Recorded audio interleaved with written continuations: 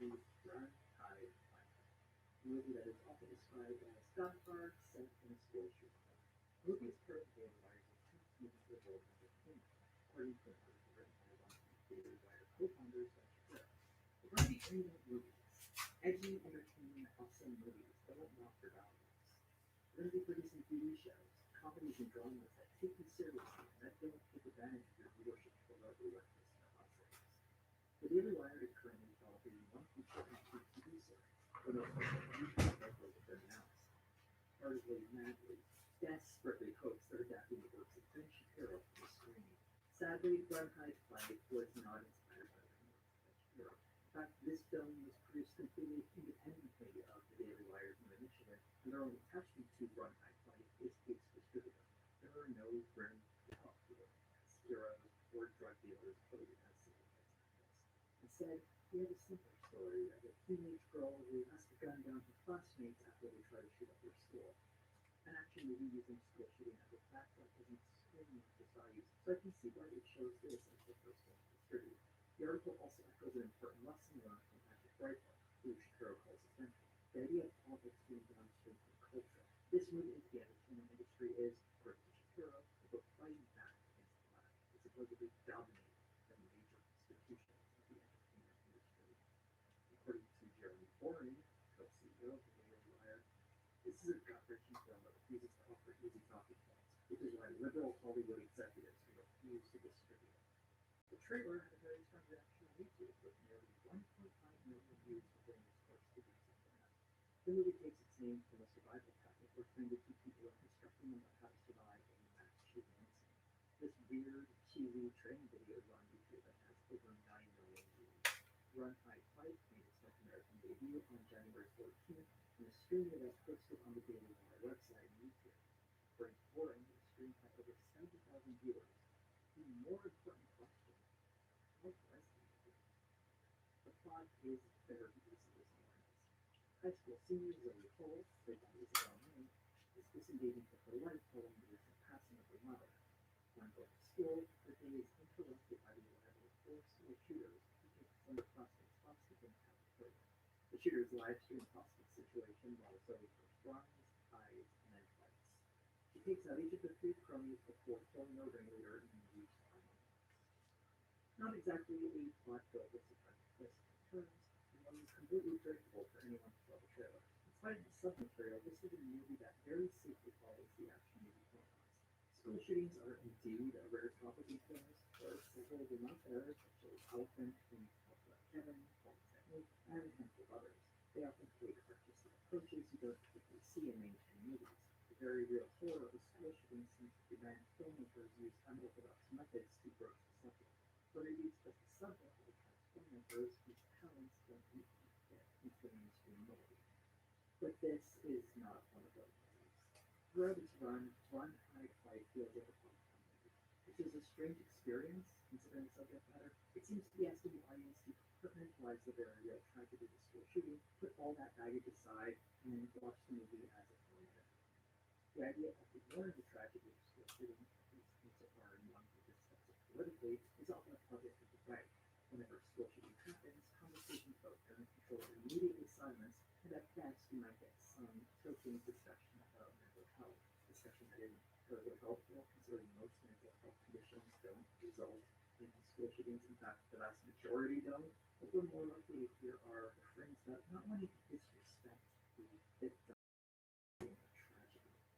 In other words, don't consider any potential political action that might reduce the possibility of future school shootings. With that in mind, it's unsurprising that a conservative audience might be more capable of compartmentalizing phenomena that right-wing media rarely critically examines. School shootings are something to be prepared for, but are also something that are supposedly unable to actively prevent. Movies like this seem to be suggesting that school shootings, a rarity outside of the last 2 decades, are now part of the new normal. So we might as well make some action movies about it. This movie has a hero, Zoe Hall, which is a rarity for movies about school shootings. After all, if the purpose of the film is to explore the tragedy, a hero who prevents that tragedy, then it's kind of collective. In this case, the movie tries to have both ways, featuring one of our students being told to ruin the hostage situation. Also, unlike other movies about school shootings, in the opening scene of the movie, the impending school shooting is foreshadowed with heavy-handed dialogue.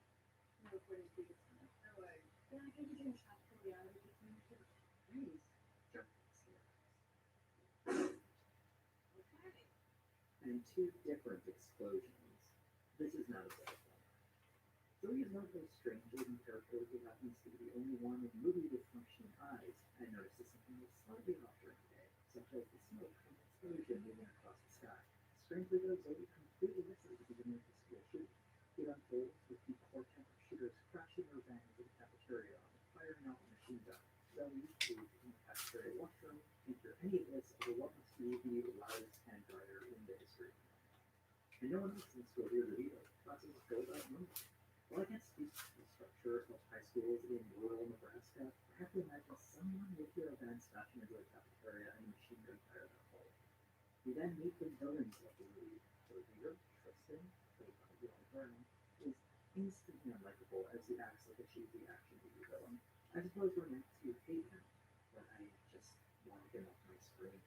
Tristan has a master plan to shoot up the school. You see, those explosions earlier were planted by him and his pals to distract the cops. They then disable the school's internet systems, arrange a live stream, and plant even more explosives around the school. These are surprisingly competent school shooters. If this nefarious plot sounds a little familiar to you, it's probably because Tristan also happens to be the Joker.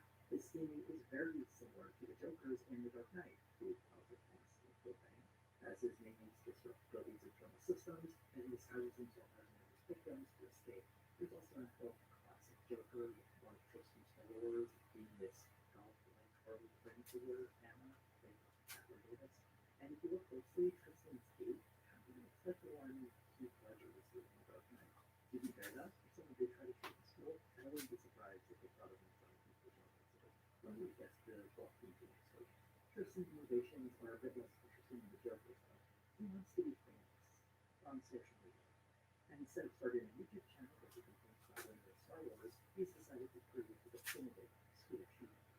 Hey, everybody watching is multiple. You don't post and you tweet and you share, and we don't get a chance to be both good and dirty. But in that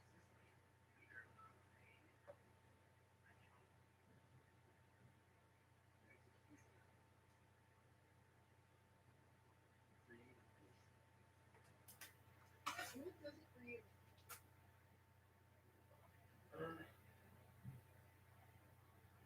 Being definitive, creating the ultimate version of something.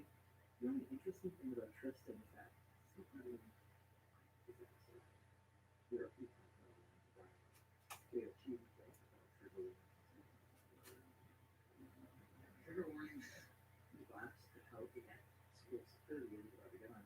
As if it's not sad enough that they're only paying $12 an hour to protect our school, they expect you to do it on a gun? And you get this little nugget to steal us. Not that hard to build a wall. Again, from two protagonists who say love interest with us, played by Louis Schulman. I can't help but think that if this movie hadn't been distributed by the Daily Wire, we'd be hearing cries of Mary Sue and forced diversity.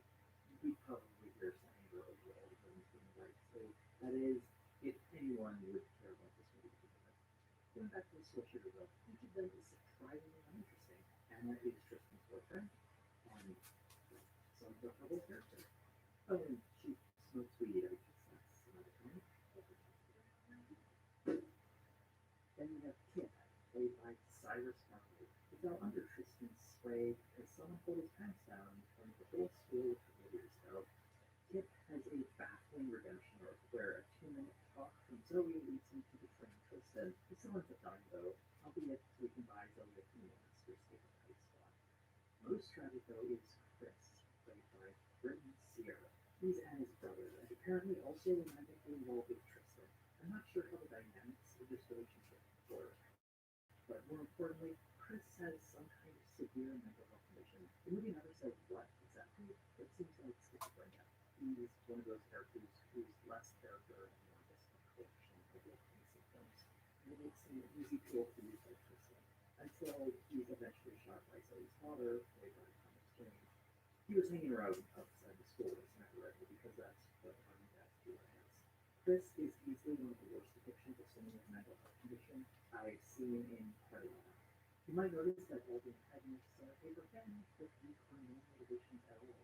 That's because a big part of this movie's intent, according to the director, Kyle Rankin, was to not glamorize the shooter. The fact that this movie could only shift the focus away from the shooter by creating a completely artificial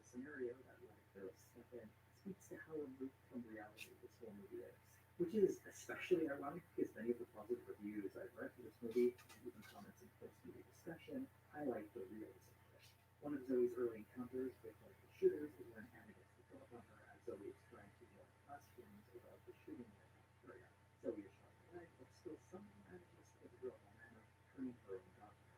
The movie keeps going for a good 40 minutes after Zoe has been shot as she runs around the school, takes down the other shooters, and saves her classmates. The teacher, at one point, instead of telling her student, who has a gunshot wound by the way, to get to safety and maybe get medical attention, instead goes with her own mission.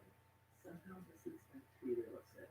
I think more likely the conservative audience, obviously curated from the Daily Wire readers, are seeing a version of reality they would rather get true, instead of being a tragic reality of what happens in an actual school shooting.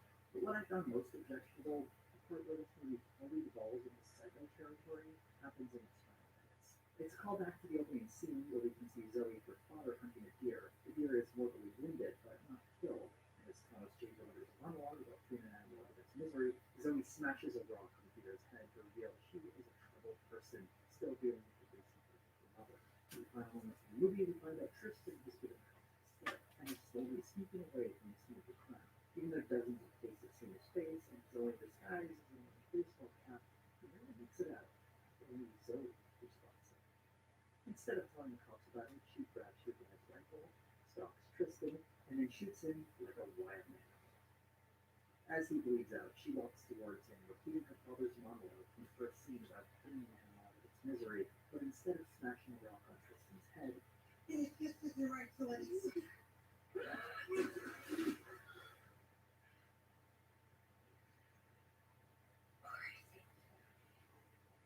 Zoe's transformation in this movie is to go from troubled teen and mourning in life and life to the hero fully engaged with life, who also happens to enjoy watching those suffering on miserable death.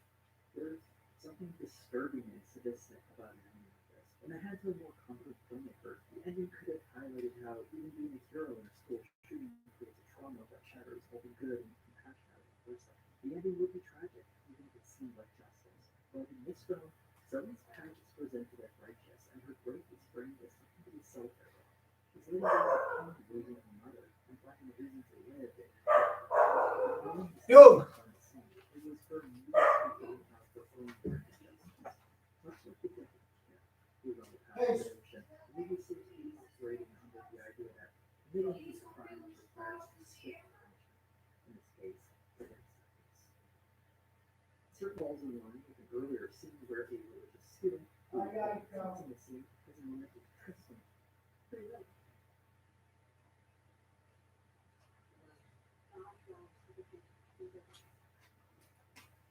Oh yeah, was it?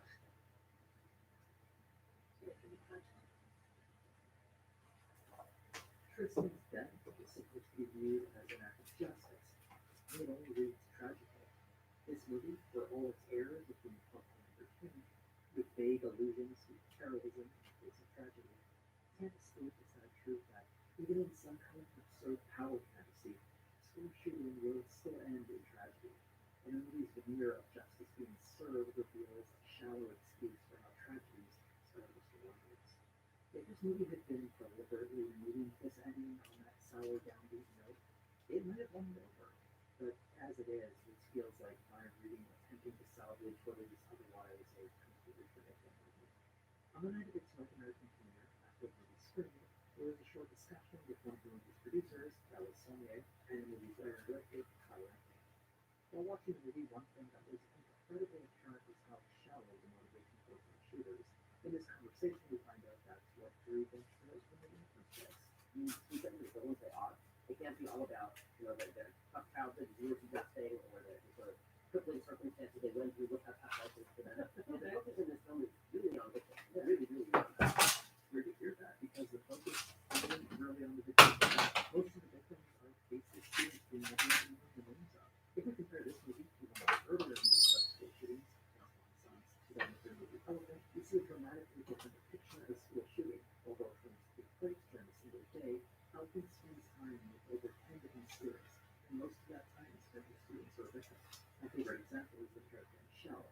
There's something so incredibly sad about her scenes. A quiet young girl who often fades into the background. We don't see her do anything but well underneath. Maybe her head down There's one scene where two characters, John and Elias, meet in an empty hallway, and Elias takes a picture of John. Since the movie jumps around in the times and events of the day, we see the scene through times. First from John's perspective, then Elias's, and then finally from Michelle's. In the first two scenes, even though we've been introduced to Michelle already, we don't even know she appeared in this moment, and still it was shifts in that third scene. It emphasizes that this is a character we don't see until we're directed towards her. The only time in a movie someone sees Michelle pulling her face from the crowd is in the library where she's helping out. The person who sees her is one of the school shooters, and we find out she's the first victim. Even though we know very little about the character, the fact that we know so little reveals how little attention we pay to the inner lives of teenagers in general. The movie is making us consider that fact and how it might lead to people like the shooters, and perhaps more importantly, the valuable quiet people around who can sadly let fade and forgotten once they become the face of a tragedy. We'll never know what kindness or compassion or beauty might have been in her and Michelle, and thanks to the shooters we were talking about. The moment where Michelle is killed contains so much more tragedy and heartbreak than the first teen killed in Rock Fight. The first teen killed in Rock Fight is right here, under the tire of the van. We'll never know screaming while the kid fall under the van. As you can see clearly in the previous shot, the van didn't murder anybody. We don't know his name, or the name of the girl who shot right after him, or this guy who stabbed next. They just died in method forensic states. This is a movie that focuses on some of the victims, but clearly not all victims are considered equal. The ones who fight back will be remembered. Those who don't, who might die to death like Michelle, are difficult to kill. The Daily Wire crew also wants to highlight how honest this movie is in its depiction of the shooters. It has a more honest take on the people who perpetrated the crime than most even news articles or documentaries would be. It's trivially easy to explain how other movies that depict school shootings provide more thoughtful depictions of the shooters. I could highlight, for instance, Umar Rag's 2007 movie Class, where bully befriends his victim and their friendship fuels school hostilities, leading them to murder their classmates. Or I could talk about Matthew Johnson's 2013 movie The Dirties, where a teenage boy's outside of status and obsession with movies detach him from reality, eventually leading to tragedy. Movies like these seem like genuine attempts to examine the psychology of school shooters and the impact alienation from their peer group has on them. Unconfined Fight gives us very little in the way of backstory for any of the students, aside from Skip, and in that case, it's used in a conversation with the viewer. If anything, the film deliberately avoids this type of depth for its characters to prevent the audience from feeling unsympathetic. Boring and tutorial actually put it on the head when you say this. You really put kind of an unfun look at the evil, at the evil. With regard to the shooters, this movie is trying to display the evil they represent as something inherent and not the product of circumstances. Again, echoing the statements of the religious character earlier on, evil actions are permitted by God so that the doers can be judged. What made them evil to begin with is never considered. This reminds me very much of a comment made during the 2008 American election. Candidates at the time were Barack Obama and John McCain, and they were both cast without evil. Obama gave a long-winded response about understanding evil, the actions we take to confront it, and how trying to stop what we consider evil can have consequences we would also consider evil. It's kind of convoluted. You can read it very if you're curious. John McCain's response, though, was much more terse. His response to what should be done about evil was to say, "Let's do it." I think this represents two fundamentally different ways of looking at the concept of evil. When the labels apply to a person, Ben Shapiro, the rest of the Daily Wire crew, and the movie Unconfined Fight, clearly fall into the latter camp. School shooters aren't meant to be something that can be understood or considered through art. Rather, they present the opportunity for some morality tale of good triumphing over evil.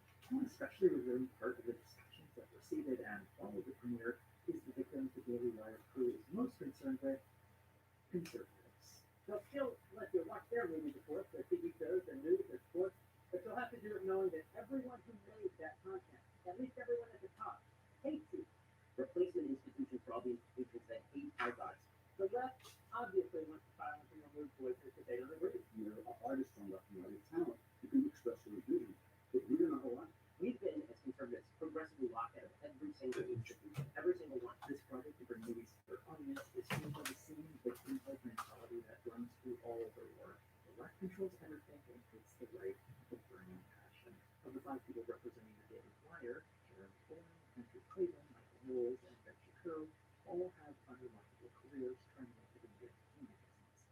also convinced that the reasons they didn't make it is because conservatives are forbidden into the halls of Hollywood.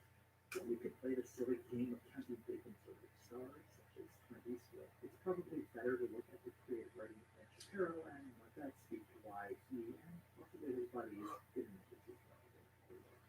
With the knowledge of their creative limitations and some obvious bitterness over the king, this whole endeavor has a different look to it. It seems less about providing entertainment to an underserved audience, but rather an attempt to indicate their own anger at the world of Hollywood, fighting back with their own movies created by conservatives. It very much has a we'll show them to it. Although Kyle Rankin is stated by his political beliefs, his producer, Dallas Somme, is less cagey about it. I stayed the same. The world went left, right? I stayed here. And so I'm simply making the movies I grew up loving. And when describing a movie, they seem very comfortable with becoming embraced by a conservative audience. If the marketplace or the audience determines that the movie is more conservative in its values or matrix or DNA, then so be it. That's fine with me. There's an attempt to frame this movie as enjoyable by a wider audience, who doesn't just include conservatives. If so, it makes me wonder why the only way to see this movie is to become a member on the Daily Wire website, where you have to pay $14 a month to watch it. You also get access to some other Daily Wire content, but unless you're a fan of conservative media, you're a conservative yourself, there isn't much value in that monthly fee. One thing it does do, though, is ensure that the audience for One Night Fight will be primed to enjoy it. Not simply because they enjoy its quality, but because it's part of a grander project of fighting back from the culture against the right. Entertainment that you can not only enjoy but be proud of, not only to help change the culture. And ultimately, that's the key.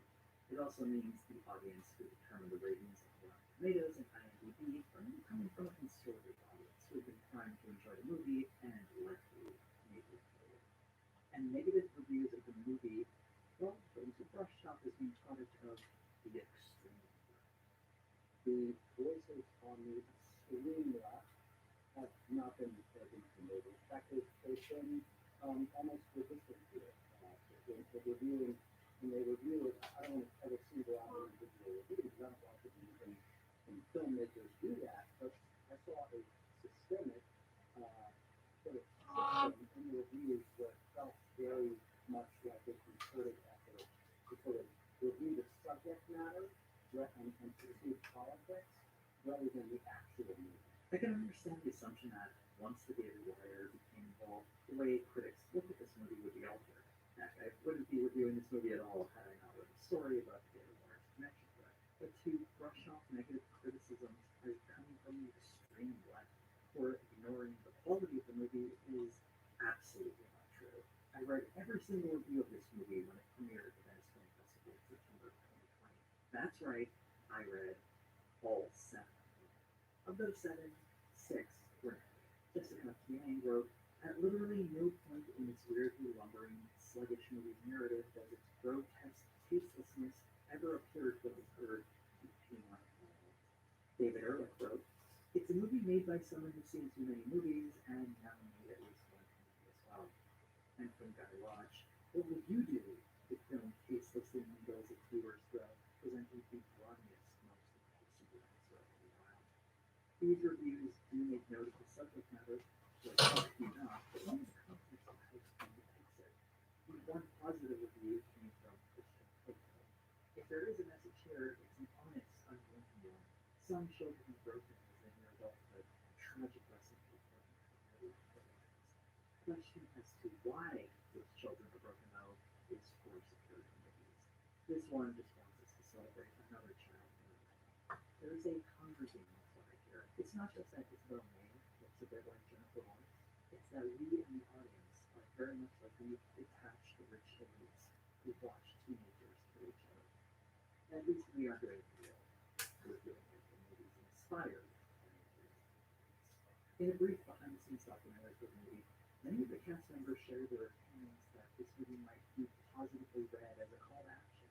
Not for any sort of political action, of course, but instead it's to possibly inspire someone who might face a similar situation to become more proactive. It does take a little bit of bravery. It does keep you from scared.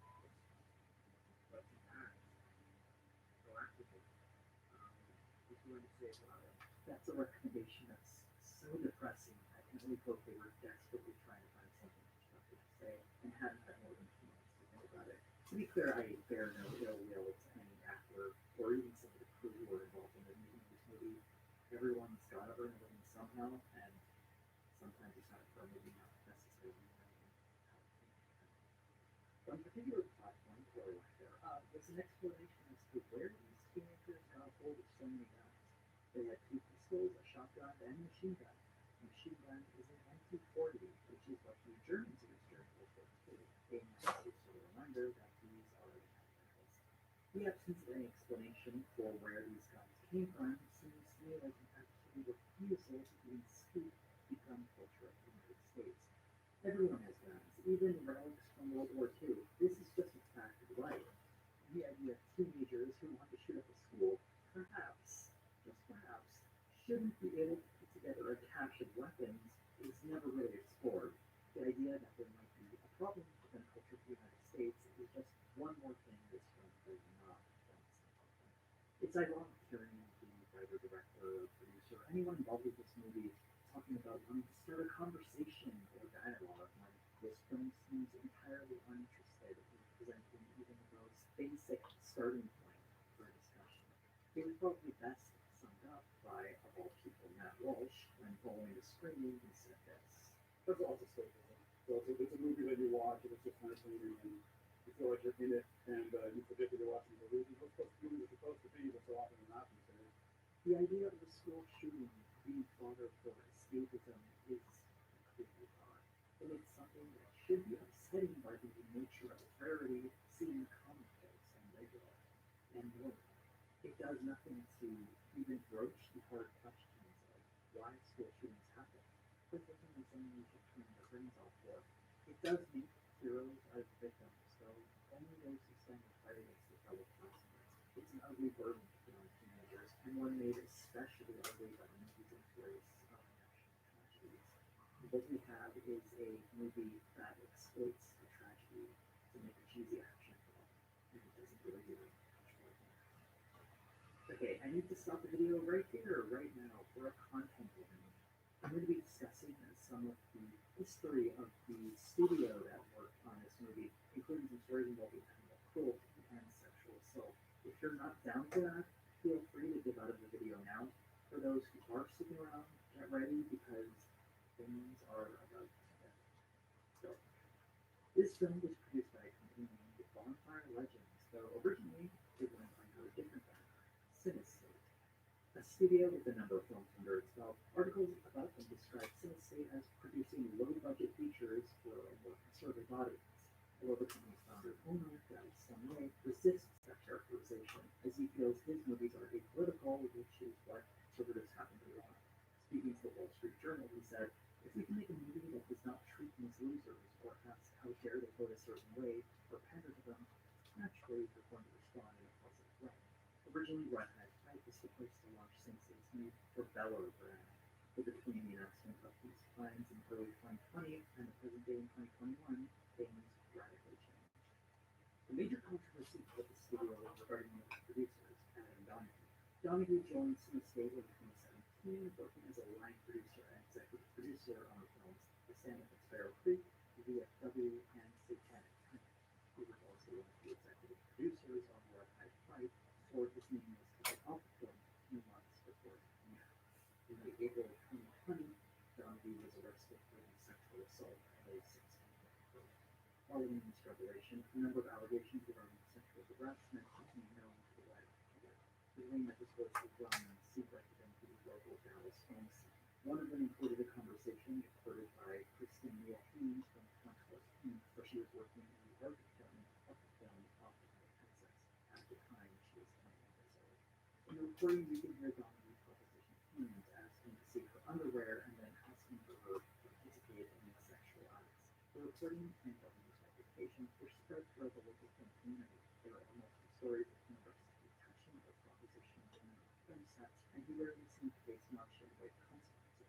The problem with Donahue was that he was a line producer, meaning he was in charge of budgeting the film.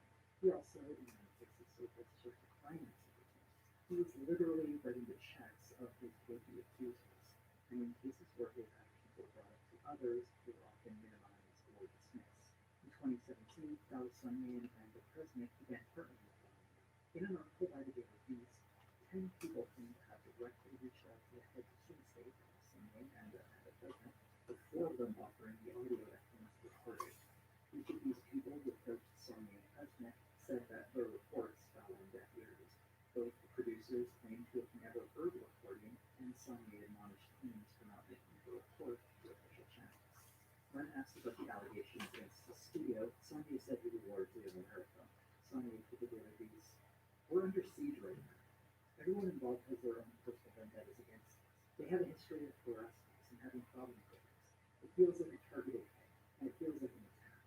I think people have real issues with us. They have issues with our success, and the amount of movement we've made in a short time with this company to be something very special. It feels partisan." And the allegations went public in the 2020. 2 of the publications since state-owned, Fangoria and Sports Movies Death, started days with the company. In an interview with Carl Rankin, the director of he responded to learning about the these situations, saying, "I was blown away. When the news broke, it was sad and shocking. I believed since day that they didn't know about Adam's past, and that they were working hard to restructure the company and have very safe steps. I knew that I had very safe steps. I knew my side of the street was clean. I thought I could stick around and make some change." Though there are no direct allegations of sexual harassment on the set of the movie, concerns surrounding the production have been raised. Speaking to the Daily Beast, the film's second assistant director, Christina Teams, the woman who reported wrongfully sexually harassing her, said she joined production as a favor to a friend and because she needed to work. She said there was some really sketchy stuff going on that movie. Teams, who was in the outside 3 days, was also sure that she would be kept for her production. Several staff walked off the set, including the first assistant director, Nick Beauty, and 2 hair and makeup artists, Madeline Rose. In Rose's case, she mentions the reason for her departure had to do with the film's opening scene, where we see Zoe and her father hunting a deer. What bothered Rose about this scene is that this was no special effect. This was a very real deer that was shot on camera in the movie. She describes it. They hired a local hunter, went on his land, and filmed the deer being shot. Then they took the deer and froze it so they could pull it out again for close-ups with the actual actors. In the Daily Beast article, Sony commented was the legal harvest of a registered fund, and that SAG at the truck was no issue with the incident. Rose voiced her concerns for her deer to Dunn, and she describes the encounter saying, "He went off on me in a very condescending way. He got very heated and told me I was either with him or against him." Rose, who had been unfamiliar with the earlier allegations of Sunday, was the film. Although the deer incident was unknown to the Daily Wire crew when they purchased the rights to distribute this movie, Jeremy Boring did speak to Million about the incidents regarding Donahue, having written the earlier Daily Beast article describing the history of sexual harassment and assault on sets Donahue worked in. Boring said, "To the extent that things may have taken place in the production of this film or another film, I don't think it's my business. In the same way, it's not my business if something takes place at any other kind of company that I've ever followed. I'm sure there have been allegations of sexual harassment at almost every major product company in the country. That doesn't mean the product itself has to be banned. Those things, to the extent that anything didn't happen The Daily Wire's first foray into world entertainment is to ensure that the North American audience would have a chance to see a movie that would have led to many Frontside Fight is the same platform as the podcast like Superhero Young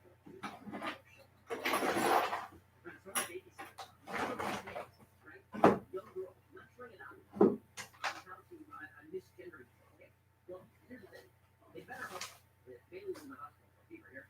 They better damn well hope that Bailey is in the hospital for testicular portion.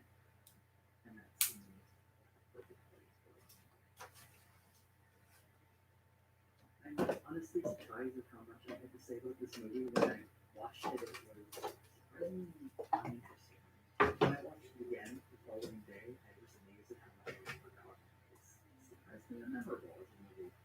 Not even in a so bad as amusing way, it's just sort of whatever. Your life will not have been enriched in any way for how you watch it. One thing I didn't cover in the video were the horrible working conditions for one of its crew members. Often paid very low wage, and they were often asked to work very long hours. There was another incident where an older actor was considered too expensive to replace, or after he sexually harassed someone in the makeup department, including trying to kill one of them. According to one of the people involved, Simon Lee's response was to suggest that they wouldn't start using the body system. There were other stories of people who had come record and source, but overall, they seem like a pretty shitty company. In other words, it's like exactly what they were. I want to thank all my lovely patrons and members who came to support my on the screen.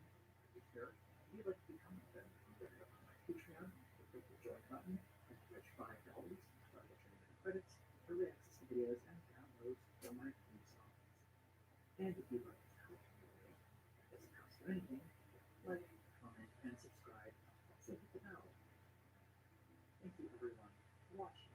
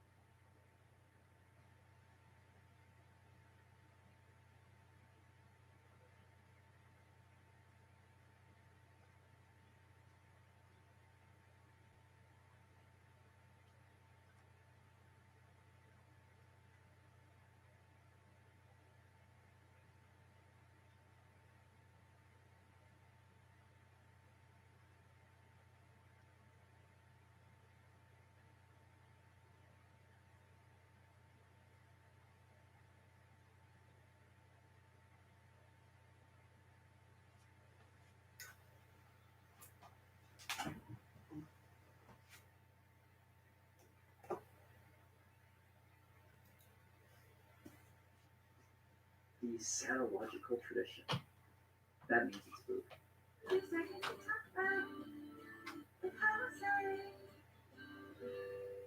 Before we start, I have to issue a content warning.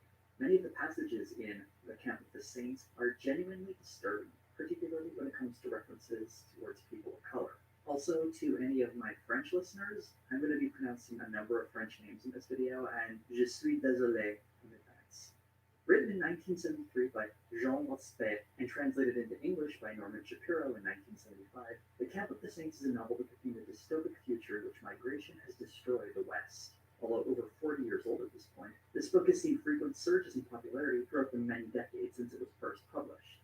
It has long been a favorite among the anti-immigration crowd, most recently lauded by Steve Bannon, Trump administration senior policy advisor Stephen Miller, GOP Congressman Steve King, and French National Rally leader Marine Le Pen. It was the Syrian refugee crisis of a few years back that pushed it back into the spotlight, as many people believe the scenario of this book prophesies the reality of those events. This isn't the first time the book has been hailed as prophetic, and it's usually coupled with a call to arms when it comes to the threat of mass migration.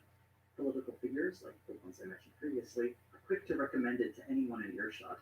This situation in Syria just didn't pop up last week. I can't say it any other way. It's been almost a Camp of the Saints type invasion.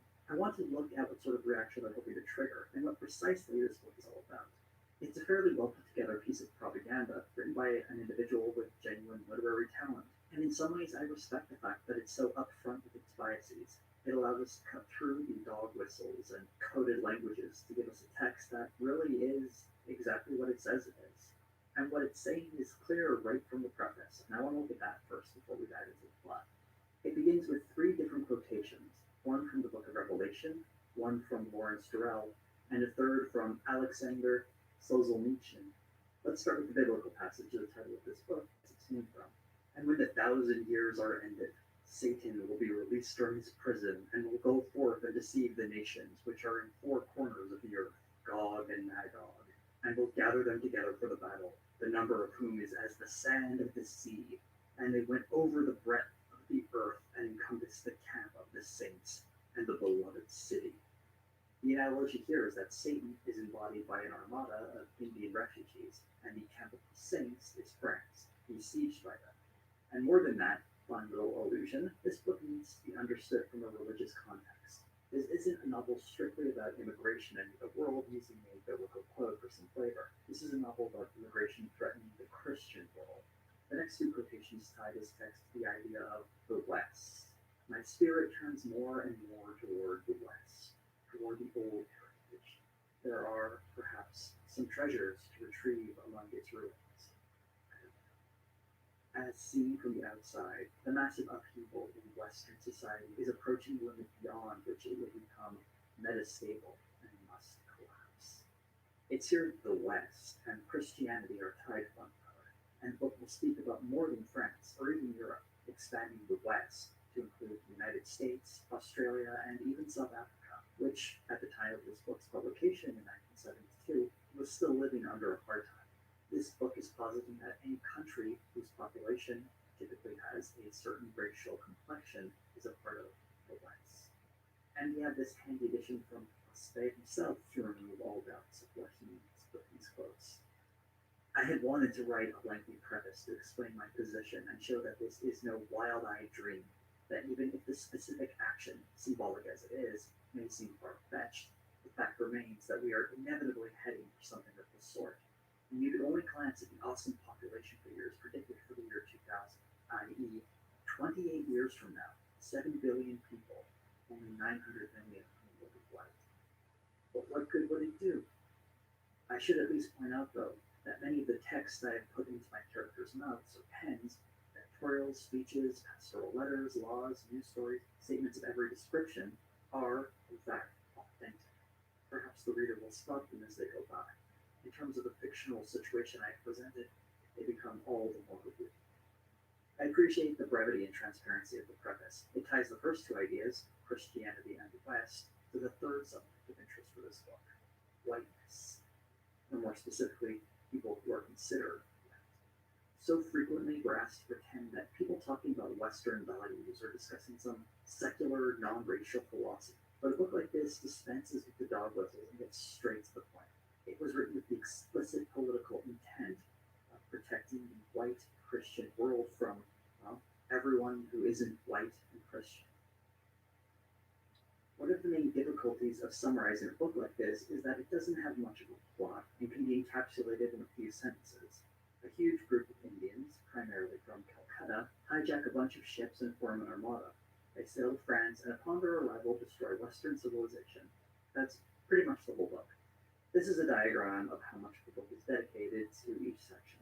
You'll notice most of this book is about the reactions to the Armada, and it seems to end shortly after the ships arrive. In fact, we never really find out how these people take over France. They just kind of show up, and the French people immediately surrender their land to them out of a sense of guilt.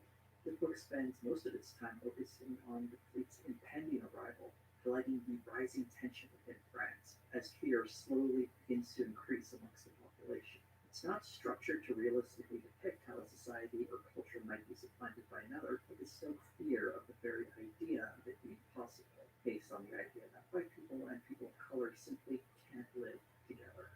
What you could mistakenly assume here is that the book would therefore focus on what the book eventually calls the Last Chance Armada. And in a way it does, but not through the eyes of any of the 1 million Indians on board the ships. Rather, it spends most of its time focusing on the reactions to the fleet, specifically the reactions from characters in France, though we also hear voices in Australia, South Africa, Russian, and a few other nations. The vast majority of characters with names, speaking lines, and character arcs are white. Typically, the Indian people who make up the Last Chance Armada are described like this. Just what should one call the numberless, miserable mass? The enemy? The horde? The invasion? The third world on the march? And the closest we get to a named character from that group is their charismatic leader, a man only known as the Turd Eater. This man who, yes, literally lives up to that name, once worked making briquettes for kindling out of excrement. He somehow has the ability to charm his fellow Indians into action, something which had apparently been impossible before, and he convinces them to board boats and sail, eventually, France. On his shoulders he carries his child, which is given special focus, almost as if this child has special powers that convince all the other Indians to follow his father, which child is described like this. At the bottom, two stumps, then an enormous trunk, all hunched and twisted and bent out of shape. No neck, but a kind of extra stump, a third one in place of a head, and a bald little skull with two holes for eyes and a hole for a mouth. But a mouth that was no mouth at all. No throat, no teeth, just a flap of skin over his gullet. The monster's eyes were alive, and they stared straight ahead, high over the crowd, frozen forward in a relentless gaze. Except, that is, when his pariah father would wave him bodily back and forth. Yeah, so that's the kid. Once the million-strong group of Indians have commandeered the ships, we only get brief glimpses of what these people are like, often through the eyes of white people who get close enough to get a good look. The Indians refuse aid packages and instead wallow in excrement, living in a non-stop orgy that doesn't pay attention to age or infirmity. The book doesn't present them as people, more like an unthinking mass, acting on base impulses, hideous to the senses. What's noted most often is the horrible smell coming from these ships. The book describes it as so powerful, people could almost see it. The story of the Armada and its eventual arrival in France triggers similar uprisings around the world, from other armadas setting sail from Jakarta to an invasion of Chinese peasants into Siberia to riots in New York City by Black Americans. The Last Chance Armada is presented not as the last chance for these Indian refugees, but the last chance for the predominantly white nations to stand up against the impending invasions of people of color. And that really is the extent to which people of color are represented in this book directly, with a few notable exceptions I'll be discussing later on. And it also provides a clear understanding of what this book is about and what it's trying to say about people of color. It's presenting them very explicitly and very clearly as a subhuman threat. They aren't people to be reasoned with, but rather a large mass that will corrupt everything around them. The rest of the characters can be split into three different camps and provide a nice framework for understanding the book's broader commentary on society. There are the people who oppose the Last Chance Armada, people who support the Last Chance Armada, and the women who are just kind of there. So let's start with the closest thing we have to heroes of this narrative, what most people would consider violent psychopaths, the guys who see the impending arrival of the Armada as a threat. Each represents a different element of society, and when the Armada arrives, they all end up living together in the south of France in a small commune they decide to call the Village. This village's home base is the home of Calgues, a professor of French literature. He's the first character we meet when the book opens, as he awaits the imminent arrival of the Last Chance Armada. Before a very lengthy flashback explaining how this all happened, Calgues is confronted by a young man who has run to the south to welcome the Indian people aboard the ship. It's through this encounter we are first introduced to the two sides in this debate. The first speaker is the unnamed youth. The second is Calgues, who has just asked why this young man has decided to start looting right before the arrival of the Armada. Why? Because I've learned to hate all this. Because the conscience of the world makes me hate all this. That's why. God, you're beginning to get on my ass. If you insist, there's really no point in staying. You're not making very much sense. I'm sure you have an excellent brain, but I do think it's been a trifle much. Someone has done a fine job. Note how Calgues is calm, collected, and speaks like an adult, but the young man lashes out wildly and without reason. This is how both sides are typically presented in the novel. One side, all emotion and rage. The other side, design, yet wise. The choice in words shows you how this isn't just a difference in mindset, but in how they express themselves. It also reveals how in the context of this book, the fight and debate are already over. France has given into these new ways of thinking, and the old, supposedly superior traditions, represented by Calgues, are being forgotten. And there's another passage that highlights what sort of traditions Calgues is wistful for. Still, had I been born with Actius once upon a time, I think I would have reveled in killing my share of fun. And with the likes of Charles Martel and Godfrey of Bouillon and Baldwin the Leper, I'm sure I would have shown a certain zeal in poking my blade through air and flesh. I might have fallen before Byzantium fighting by Constantine Dragassus' side, but God, what a horde of Turks I would have cut down before I gasped my last. These aren't just historical victories of white people over people of color, they're also framed as religious struggles defending old Christian institutions. Reflections on the past are generally pretty positive. positive towards Christian rulers or crusaders who are responsible for the death of non-Christians, especially non-Christians of color, and the expansion of territory controlled by the Christian world. But Calguess also gets contemporary for us. Like the war between the states, when my side is defeated, I now join the Ku Klux Klan to murder myself some blacks. A nasty business, not quite so bad with Kitchener, though skewering Mahdi Muslims fanatics, spilling their guts. But the rest is all current events, a sad little joke. Most of it has already slipped my mind. Perhaps I've done my bit, killing a pinch of Oriental at the Berlin gates, a dash of Viet Cong here, of Mau Mau there, a touch of Algerian rebel to boot. At worst, some leftist or other finished off in a police van, or some vicious Black Panther. Yes, it's all become so terribly ugly. What Calguess mourns is how white supremacist violence has scaled back. Calguess is able to live his violent fantasy out by murdering the youth he was speaking to with a shotgun nearby, and he more or less stays put until 40 chapters later when all the other anti-Armada characters magically find a way to his home. Not all of these characters are as resigned to defeat as Calguess, though. A journalist named Jules Machefel is much feistier and is constantly railing against the left-wing outlets that dominate the media landscape in France. His feelings about the Armada are what you would expect. This is an exchange he has with the government official who wants to send aid to the Armada amid concerns they departed India without enough food and water. Monsieur Machefel, the minister replied, "Your question is revolting. Do you ask a drowning man where he was going and why before you pull him out of the water? Do you throw him back in if, assuming the worst, he admits he was swimming to your private beach to break into your cottage?" "No, you pull him out and hand him over to the police," Machefel answered. "With a million thieves pulled out of the water, how many police do you think you can muster?" And he has similar feelings of violence towards journalists he disagrees with. In this case, two radio personalities named Bilsberg and Dufault who speak positively about the last chance Armada. No, Machefel went on, still signed, "No chance that Bilsberg or Dufault will find a hired killer or two in their bedrooms tonight.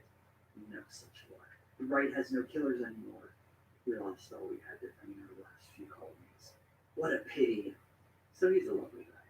His story is pretty simple in that he hits one note repeatedly. He rages at the government and other journalists, at first concerned over the impending arrival of the Armada, but then he resigns himself to sit back and watch, all the while continuing to rage at the government and journalists internally. It's somehow more boring than that already sounds. When he goes silent, the former objects of his ridicule, when he was doing it out loud, start looking towards him, expecting this marginalized journalist to eventually resume his screeds against the foreigners. But he stays silent.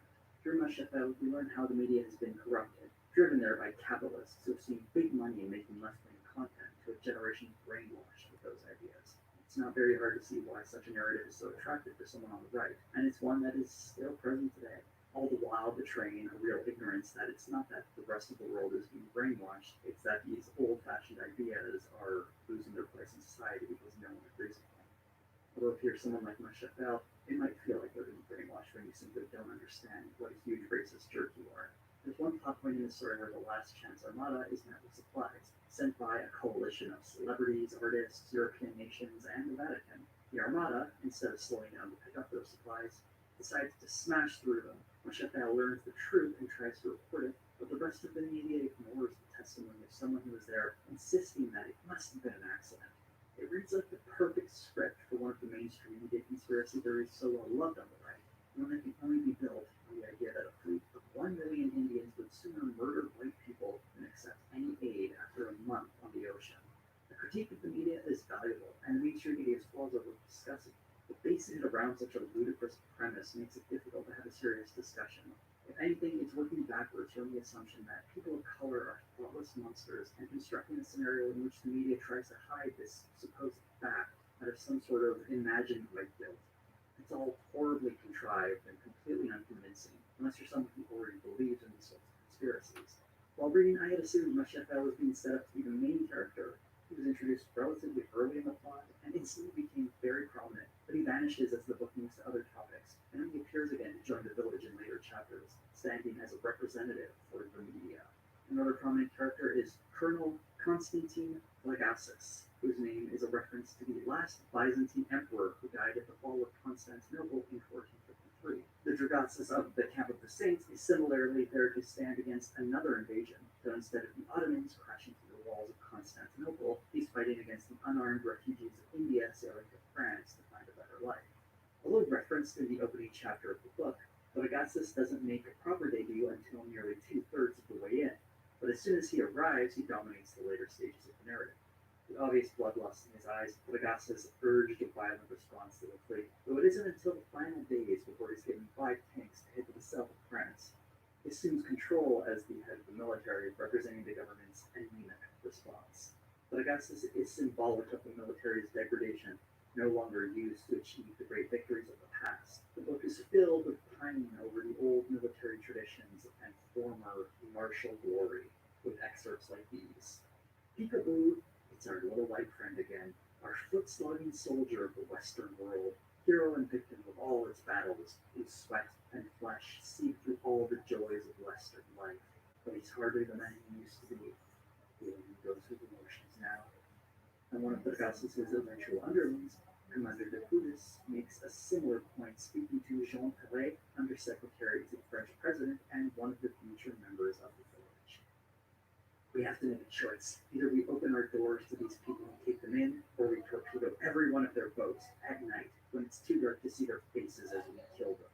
Then we get out as fast as we can before we're tempted to save the survivors, and we put a bullet through our brain. Quick and clean. Mission accomplished. The pilot who dropped the bomb on Hiroshima died quietly in his bed at 83. Maybe Super Ray, but those were different times. The armies of the West hardly lauded our guilt since then. And while the book acknowledges the slaughter of 1 million unarmed people would be extremely difficult for any modern military, it presents this more as a defect of a man in the military rather than a product of a moral human being. Every military man loves war. The ones who claim they don't are liars. Either that, or they should be chucked the hell out, sacked without pay, because they're really only civilians in disguise, like posts in these clips. And these are just a few of the many statements about how glorious the military once was, wiping out other peoples without hesitation, whether it be used in defense or colonial conquest. The might of the military is worshipped in these pages, so it's unsurprising that Bodegassus becomes the leader of swords of the village. Although technically it's Undersecretary Perret who functions as the political leader, Bodegassus seems to be the one taking charge most of the time. By now you might be wondering what happens with this village. With French society gone, they lived together for a short while doing what they love, hunting down Indians and French people sympathetic to Indians, and murdering them. The book describes it like this. The villagers are to hunt the blood, the way you shoot rabbit in a game preserve. Eventually, the French Air Force is sent to drop bombs on them, but not before they've murdered 312 Indians and 66 French people. The book's penultimate chapter celebrates their deaths as heroic and much preferable coming at the hands of their fellow white men rather than the increasingly large number of Indians outside their little house. Final paragraphs of that chapter are dripping with sentiment as they close, as it recites the names of these fallen men and ends in memoriam. It's only right. Someone should remember. It's asking us to remember the men who murdered hundreds because they sacrificed themselves, trying to keep France white. This is who this book exalts. But more importantly, they represent visions of the institution this book mourns for in the real world. Helgess represents a vision of academia that celebrates the conquests of the past, rather than reframing them as acts of genocide and violence, which would involve, considering the victims of these conquests as people deserving of moral consideration. Machiavelli has a vision of the press that rages against foreign threats, doesn't concern itself with domestic questions of equality and friendship among races. And Bodegassus is a vision of the military that's used to stomp on a non-white world, stealing their resources and smiling while it's done. This is what this book is truly mourned by its end, a version of France and the Western world that celebrates the religious national character utterly hostile to the world outside its borders. But before I move on, I want to highlight one last member of the village, an Indian man named Hamadura. Yes, that's right, the one man in the village who wasn't white. And obviously everyone in the village is a man. Hamadura somehow won over his racist companions, and it's pretty telling how he does that. He appears almost out of nowhere, only having been mentioned briefly in an earlier chapter of the book as a calling guest to a radio show. He confronts a radio host who had been going on about how lovely it would be when the Armada arrives. He says this to the host: "You don't know my people, the squalor, the superstitions, the fatalistic sloth they've wallowed in for generations. You don't know what you're in for if that fleet of brutes ever lands in your lap. Everything will change in this country. My country now, too. They'll swallow you up. They'll... It's here that he's cut off by the radio post. When Hamador goes to the village, he wins them over with this speech. Being white isn't really a question of color. It's a whole mental outlook. Every white supremacist cause, no matter where or when, has had blacks on its side. And they didn't mind fighting for the enemy either. Today, with so many whites turning black, why can't a few darkies decide to be right? So you can see why they might like them. Although this appears to be a meek concession to racial harmony being somehow possible, at least a little, as long as the person of color ejects whatever supposed inherent values are attached to race and assume the ones of a predominantly white nation. It's an interesting parallel I'd like to make. Very early in the book, we meet an unnamed Sikh guard protecting the Belgian consulate in India, which is the site of the uprising that leads to the Armada forming.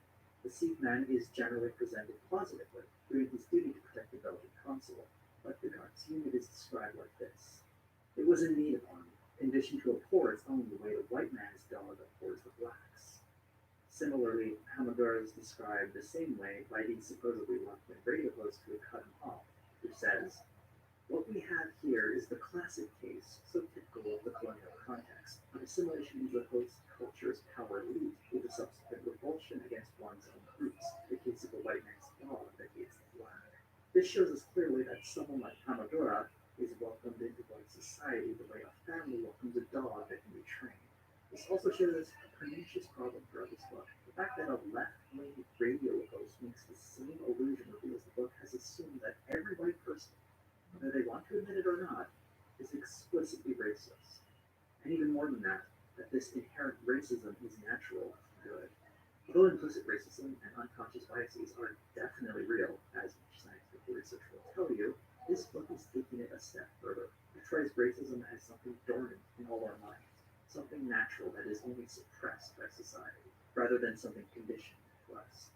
Now that supposedly latent racism exists within everyone, it lays dormant until it's triggered by a trauma, a trigger that supporters of the Armada will face. The first is Balam, who the book helpfully calls an atheist philosopher. For some reason, he's been put into a position of prominence at the Belgian consulate in Calcutta. Balam advocates for the migration of the Indians, along with a group of other supposed ne'er-do-wells, including a missionary doctor, a renegade Catholic writer, and a convert to Buddhism. These are the bleeding hearts who enable them all, either directly or indirectly, and are held up in blame in these early sections of the text. Here's a typical line from Balam. Passports, countries, religions, ideals, races, borders, oceans, Balam shouted. What bloody rubbish. It's written to be incoherent, because Balam, like characters of his in this book, are written to be ignorance. One character trait he possesses is that he constantly speaks to God. Although he tells himself this is done ironically, it becomes readily apparent that this man is an atheist in name only when the mob headed for the ships tramples him to death. Here are his final words. Forgive them, Lord, for they know not what they do. So saying, he opened his fingers, let go of the soft, smooth calf he was clutching, and fell from the gangplank, halfway up, carrying off in his hand the feel of the alien flesh. His end was quick. As he sank down into the murky water, he realized how much he loved and missed the West. And that last awareness, that utter rejection of all he had stood for, so pained and distressed him that he opened a wee mouth and took himself a healthy gulp of death. His last words are a direct reference to Jesus Christ's death in the Bible. In his dying moments, he accepts his demise as he realizes the role he played in how he brought destruction to the West.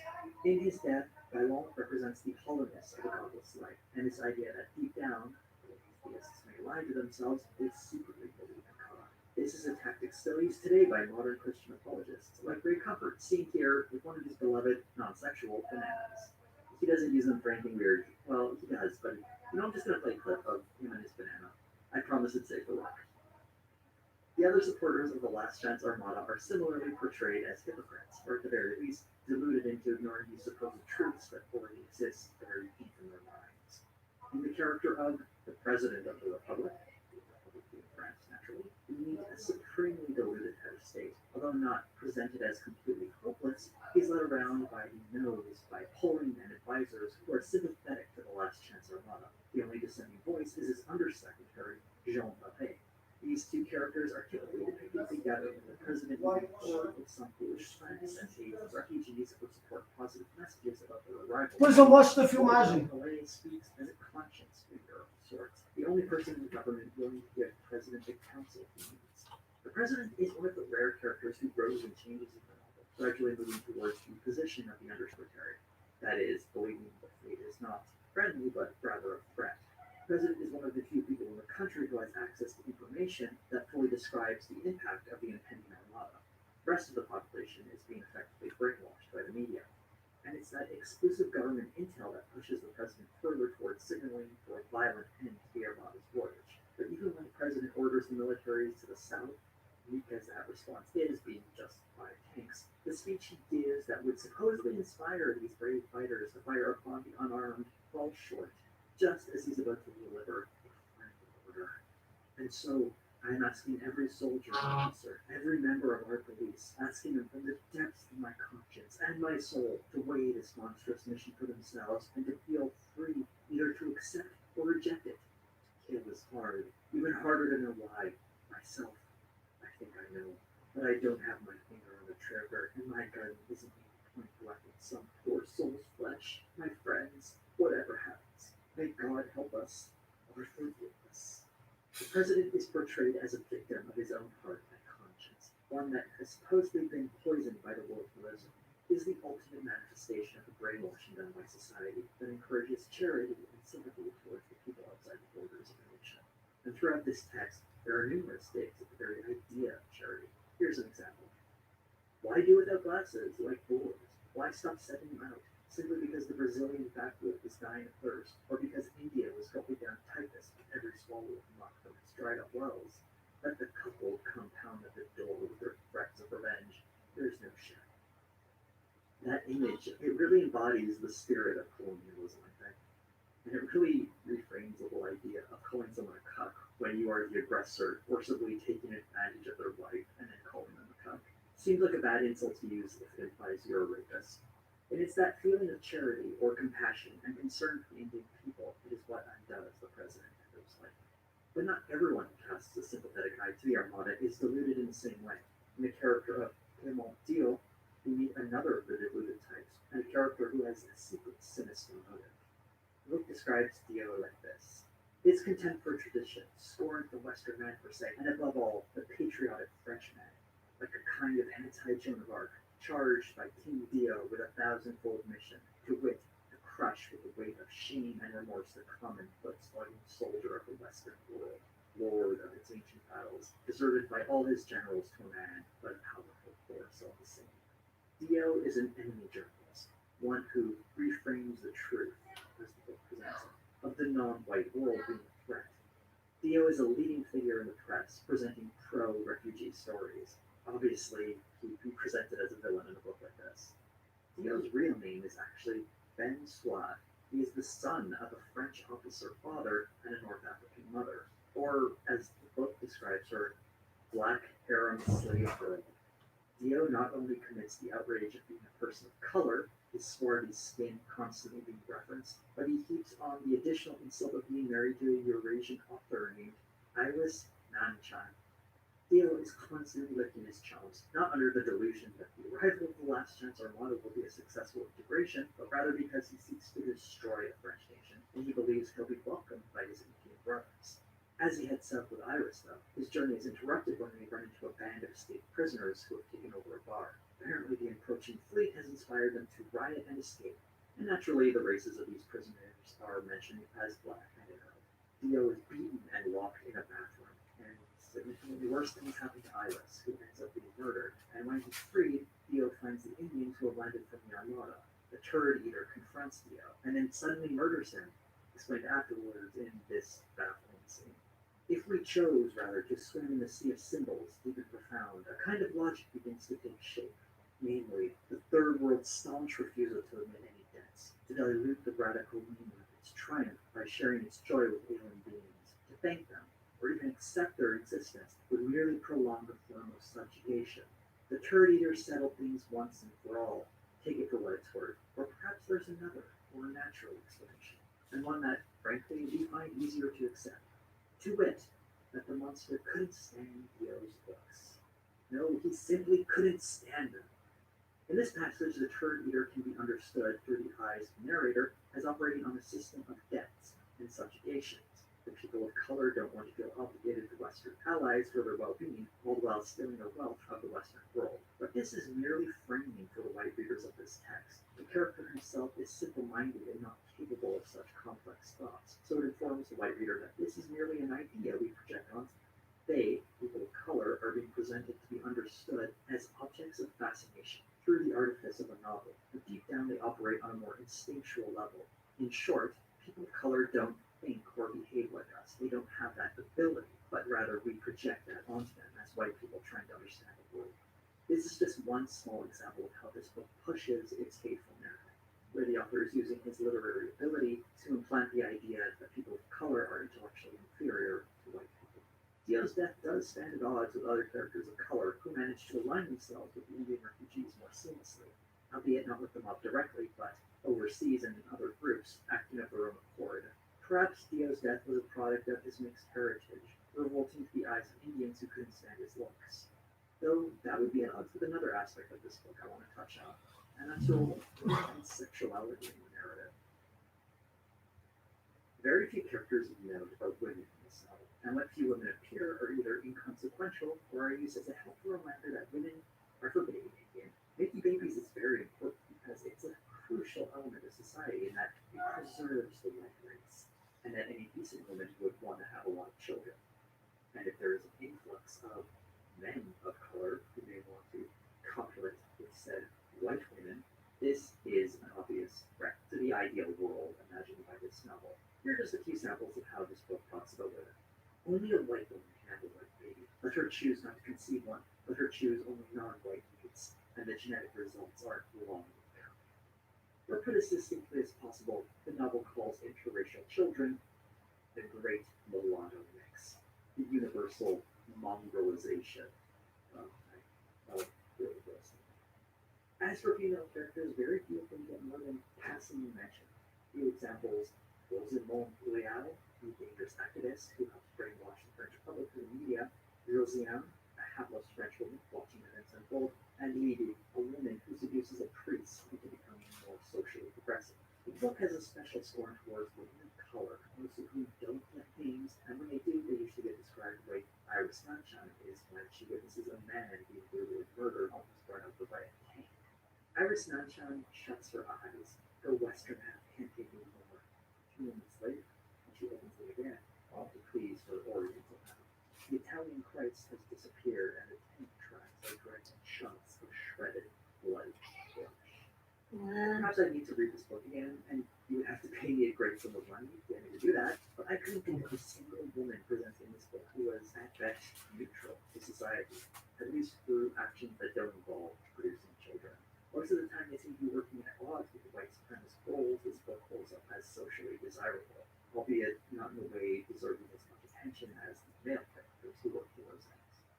The book considers civilization as something built by great white men, who women only have the honor of giving birth to. It really is surprising that this book is so deeply patriarchal, but it should still be mentioned. One thing this book never feigns from holding up as socially desirable is religion. I haven't touched on it too much, but this book is absolutely dripping with it. Aside from tying Christianity to whiteness and the West, there's quite a bit of work to inform the reader that it is endorsing a very specific form of Christianity. Although Asfeo himself was raised Catholic and certainly identifies with that tradition to some extent, he is quite explicit in describing the modern Catholic Church as dangerous and ultimately harmful to society. The Pope, who consistently advocates for charity and understanding for the last chance Armada, is presented as a fool, squandering the treasures of the Vatican to supply food for the poor. Here's how the book mentions the Pope's death, all of which explains why the notion of His Holiness flying off to the Ganges Armada and burning alive in his plane is one that I have no trouble accepting. In fact, I must say that, from many points of view, it's one that I even find rather delaying. This is a very old vision of Christianity this book is pining for, the type of church that would sooner call for a crusade than a charity mission, and many of the historical allusions it makes references deeply correctly, such as Godfrey of Bouillon and Baldwin the Leather, mentioned in an earlier passage I referenced. Although the people who use this book for propaganda don't stress the religious angle that much, I think it's worth mentioning. Not because I want to rag on Christianity, because this is very clearly not an extreme version of it, but because it pulls on a very important connective thread that ties much of this book's idea of the West together. Europe, as you would draw it on a map, has never exclusively been home to Christians, but has long been considered the center of the Christian world, so much so that in previous centuries it was referred to as Christendom. Under that banner, the nations of Europe, when they weren't busy fighting each other, could be organized together to go kill people somewhere else, like the many crusades throughout the last millennia. Nowadays, you don't hear the word Christendom used quite as much. It largely fell out of use after World War I, which saw a number of monarchies dissolve and religious identities being more commonly supplanted by national ones. What this book is trying to do is revive that idea of Christendom, a unified Europe that can violently impose its will on the rest of the world. It celebrates colonialism and crusades as glorious triumphs of the past, and it cheers on a military that commits atrocities as a matter of course. And the first step towards this vision of militaristic religious autocracy is to rid the West of all non-white people within its borders, with special exemptions for those willing to be Catholic trained dogs. It sees as a threat to that goal the shift in demographics, with white people making up an increasing portion of the population. That is ultimately the project of this book, and why a novel like this one is so dangerous. This is a very simple reading of the text. I've done nothing fancy or complicated. I could have applied a lens that looked at the strange deployment of disgust and respect for Nazism seen throughout the text, or perhaps touched on small slips of decency in the narration that inverts the whole idea of implicit racism and replaces it with an implicit desire to be socially cooperative with all people, regardless of their race. Or there was even a reading I considered of how this text narrator is so obviously unreliable that this book could be read ironically, that even in the fictional world it supposedly comes from, it's still an elaborate deception, ultimately demonstrating that white nationalism is fueled by lies. But I wanted to stick to the surface level to begin with, and I don't know, maybe I'll get to one of these other readings in the future if people really might hear them. The surface level reading is important because this is a book people only ever hear about, very rarely seek out directly. And I don't think it's something someone should read without a healthy dose of context to greater understand what this propaganda is doing and what sort of message it's trying to push out to the world. So if you ever encounter a recommendation for this book, I hope you'll now have a defendable response as to why it's racist propaganda without having to expose yourself to a truly brutal text. I hope this helps.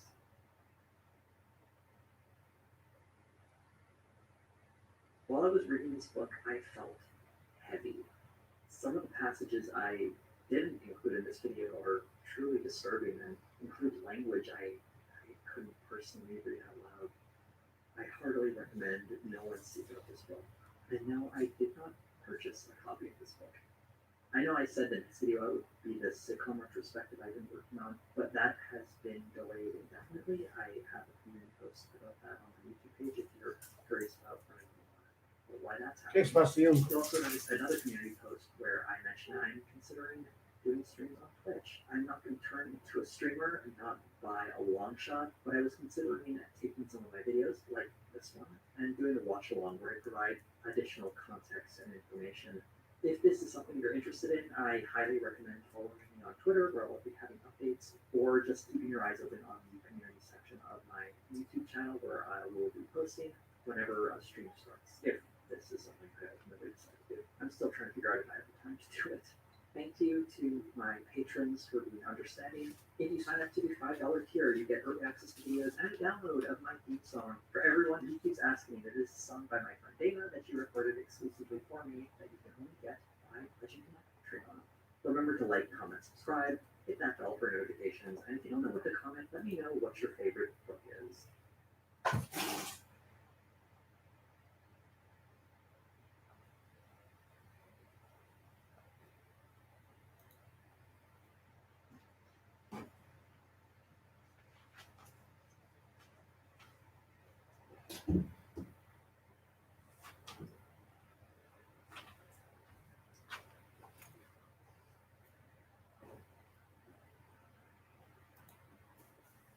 First month, one of my patrons, Chris, asked for my Patreon Q&A this monthly live stream.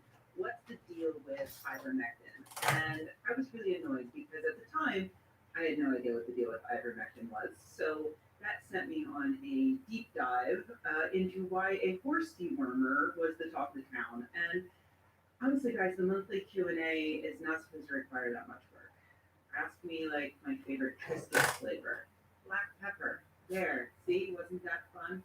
Anyway, patrons then asked if I would turn my answer into an official video. So here we are. Hello. So the original question from my patron was basically, how did an anti-parasite medication for horses become a commonly used way to treat a virus in humans? Like, a virus is not the same as a parasite, like a worm, right? And a human is not the same as a horse, right? Well, for a start, just because a medication treats one thing in one species doesn't mean that it can't also treat something completely different, even in another species. So while it is objectively hilarious to mock people who say they won't take the COVID vaccine because they don't know what's inside of it, and then they instead prefer to eat horse dewormer paste, it's not actually a rational counter argument because, we have examples of things like this happening in the past. Pfizer researchers studied an enzyme blocking drug called sildenafil as a treatment for high blood pressure and chest pain, but now people take it to get boners because you might know it as Viagra. Thalidomide was used in the 1950s as a sleep aid and anti-nausea drug until it was found to cause severe birth defects when taken by pregnant women. In 1964, a doctor happened to give thalidomide to a patient with leprosy and found that it actually helped his painful skin condition. And later, doctors discovered that it could also be used for some cancers, like myeloma. How does one drug cure nausea, cause birth defects, heal leprosy sores, and treat cancer? Well, researchers still don't really know. That's right, the exact mechanism of action, as it's called, of thalidomide is still unclear despite thousands of studies attempting to figure it out. It's complicated. So just because a medication isn't known to help with a condition doesn't mean it can't help with that condition. And it's possible for a medication to help with a condition even if researchers still don't know why. They don't know how it works. Ivermectin has been around since the 1970s as an anti-parasite drug for both humans and animals. The reason why you see it commonly referred to as a livestock dewormer is simply because pharmacies have been running low on it. So people have been getting it from feed supply stores. It's the same drug, but generally humans need way less than, say, horses. So the stuff at the feed store is going to be much more concentrated. It works by attacking the nerve cells that are found in the bodies of invertebrates, which are luckily not found in the bodies of vertebrates like you or a horse or a sheep. So you can safely take it and it will kill the worms inside of you. However, over the years, scientists have tested ivermectin for its potential other properties like antimicrobial and antiviral. For instance, in 2012, researchers found that in a petri dish, in vitro, ivermectin interferes with the replication of yellow fever virus. And then further testing revealed that it also slowed down the replication of dengue fever, Japanese encephalitis, and tick-borne encephalitis viruses. All of those viruses have something in common. They are from the genus flavivirus, all single-stranded RNA viruses. Zika is also part of that genus, which is why ivermectin was also tested against that in 2016 and found, again, in a petri dish to be effective. The precise mechanism of action was unknown. Over the years, there have been a handful of other viruses that ivermectin seemed to prevent from replicating in petri dishes. Nearly all of them single-stranded RNA, but a few that were DNA viruses, like one specific strand of horse herpes.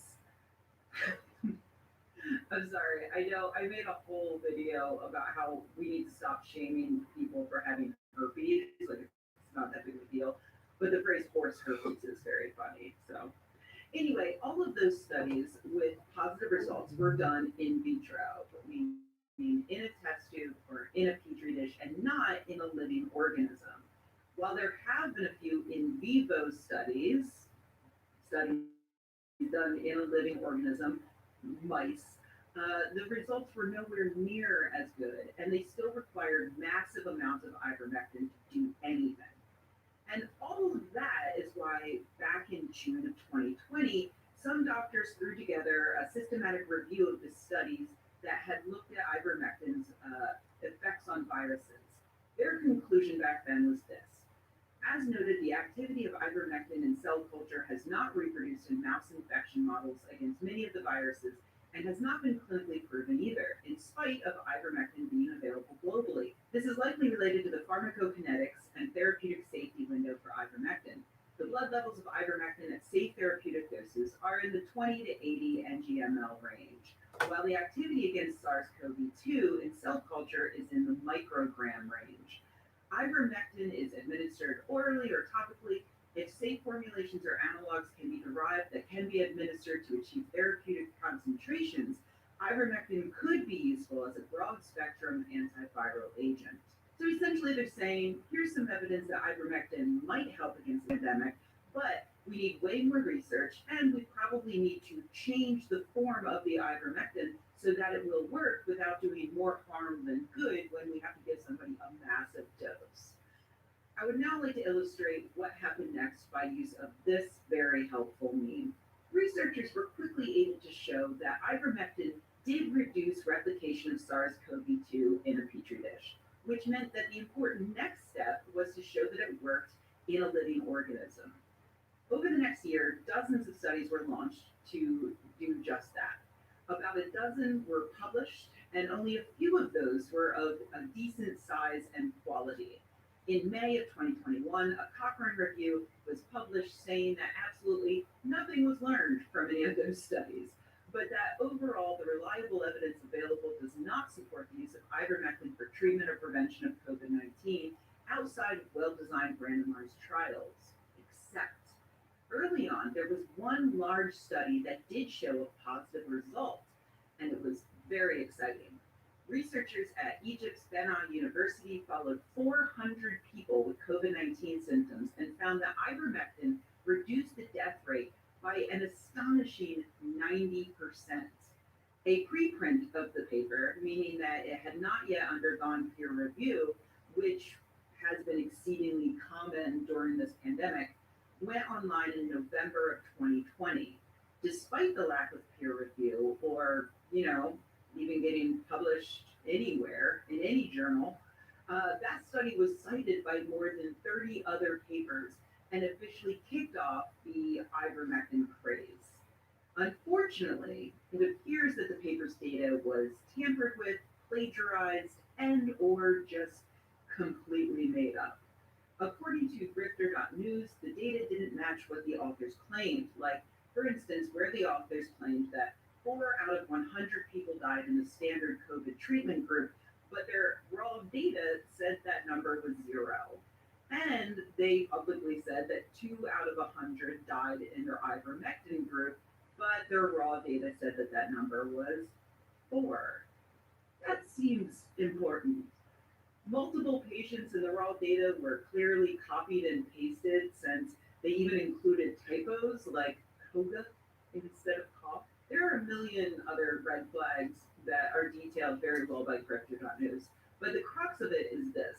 Thousands of people are taking ivermectin instead of getting vaccinated because of an obviously fraudulent study that was retracted before it was even published anywhere. So now poison control calls are up 550% in Texas, and there are Facebook pages full of people who are astounded that worms are now appearing in their poop, when in fact the worms are more likely to be stringy bits of their own intestinal lining sloughing off because they're taking concentrated doses of horse dewormer. I wish I could go back in time and tell the Rebecca 15 years ago that not only did she fail to make the world a more rational place, but that in 15 years she would say that previous sentence that I just said, which I shall not repeat. Anyway, that's how we got to where we are. There are still clinical trials of ivermectin treatment for COVID-19 ongoing, but I wouldn't hold your breath. I would get a vaccine, but what do I know? I'm just a person who likes her intestinal lining to stay where it is. Thank you very much.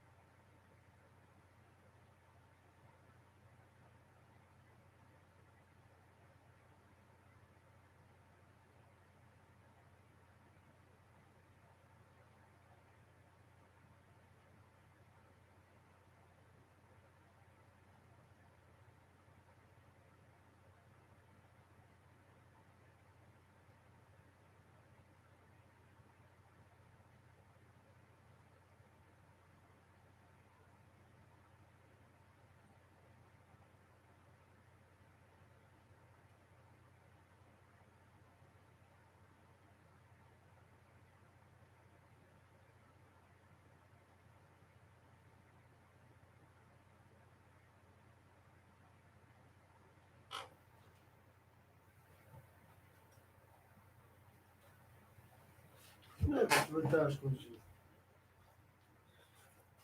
Quis.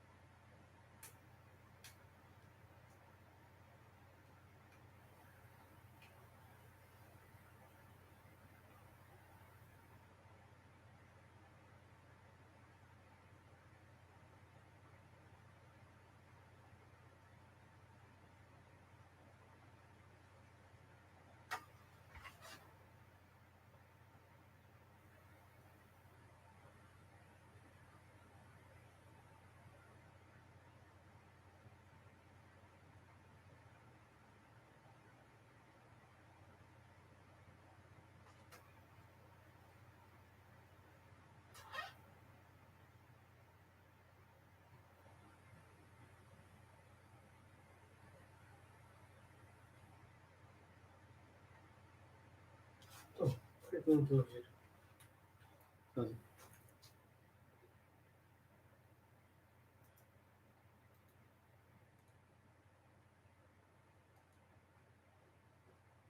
Well, howdy there, Internet people. It's Buzz again. So today we're going to talk about my morning routine and plot holes. Most mornings I wake up, I grab my coffee, and I start reading my messages. Invariably, almost every single day, somebody sends me some wild thing. Uh, and to be honest, I enjoy it. I think it's a good way to start my day. It forces me to think outside the box and entertain. And I have this like multi-step process that occurs when I'm reading one of these theories. And the first is like, is this feasible? Does it make sense? That kind of stuff. And most times it's not. It doesn't. There's glaring plot holes almost every single time. And then my mind switches to how would I do it? If this was a goal, the stated goal in this theory, how would I do it? If I was the powers that be, the evil mastermind behind it. So that happened this morning. And this one is definitely worth sharing because it's pretty entertaining when you get into it. The theory is that our current public health issue, that's not real. That's not really a thing. And that it is the vaccine that's taking people out. And this is done by people who want to globalize the world in an effort to depopulate. There are huge plot holes in this. You can start with the whole psychological aspect. The more people there are, the easier they are to kind of steer to maintain the status quo because you have a larger group of people to coalesce around the idea of returning the status quo. So if you wanted to maintain the status quo, which is moving towards globalizing, you really wouldn't want to depopulate just randomly. That doesn't make sense. Then there's the huge glaring plot hole of the fact that we started losing people before the vaccine. That's a huge issue with this story. Like if you were watching this in a movie, you would be upset by this. It would totally ruin the suspension of disbelief. You would just be sitting there saying, how did the writers miss that? Doesn't make sense. And then the other side of this is that it hits the wrong group of people. If you're somebody who is in favor of globalizing, and you're some evil master, why would you target your allies? That doesn't make sense. It just does not add up. As an example, this channel, most people who watch this channel, they don't view national borders as some sacred thing never to be crossed. They're at least on some level receptive to the idea of a global game, of a global society, right? I believe that the vaccination rate for people who watch this channel regularly is almost 100%. They wouldn't target their allies. That doesn't make sense. So, let's say, hypothetically, for whatever reason, we're the evil masterminds. How would we actually go about doing this thing that doesn't exist? But let's say we wanted to. If you wanted to, you would want to target your opposition. People who are opposed to your idea of globalizing the world. So you'd be looking at nationalists. So you have to tailor make a message for them. That would be the goal. That's how you do it, right? So you'd start off by first getting them to slightly reject the main narratives in the country. You want to make them susceptible to conspiracy. What you want to do. So we'd start off with simple stuff like hollow earth or whatever, weird stuff. And as time goes on, you would want to narrow it so it is specifically targeting nationalists.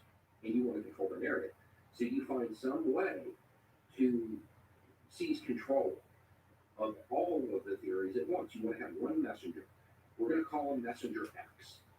Now, you could use a different letter on the alphabet. But Messenger X seizes control of the narrative. we get people in that information silo.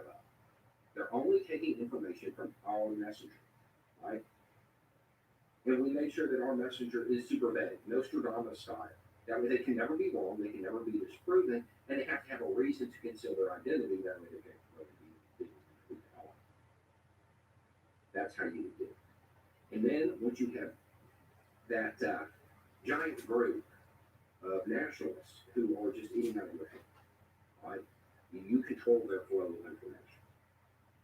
Then you would either be the evil mastermind and release something, or wait for a public health issue to emerge naturally and never let a crisis go to waste.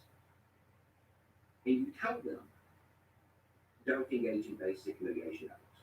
Don't take the vaccine. That's what you would do. That's how you would do it. Because then your people, your allies, they're safe. Because they're going to go out and get vaccinated. It would just be your opposition that falls to it. That's what a PSYOP actually looks like.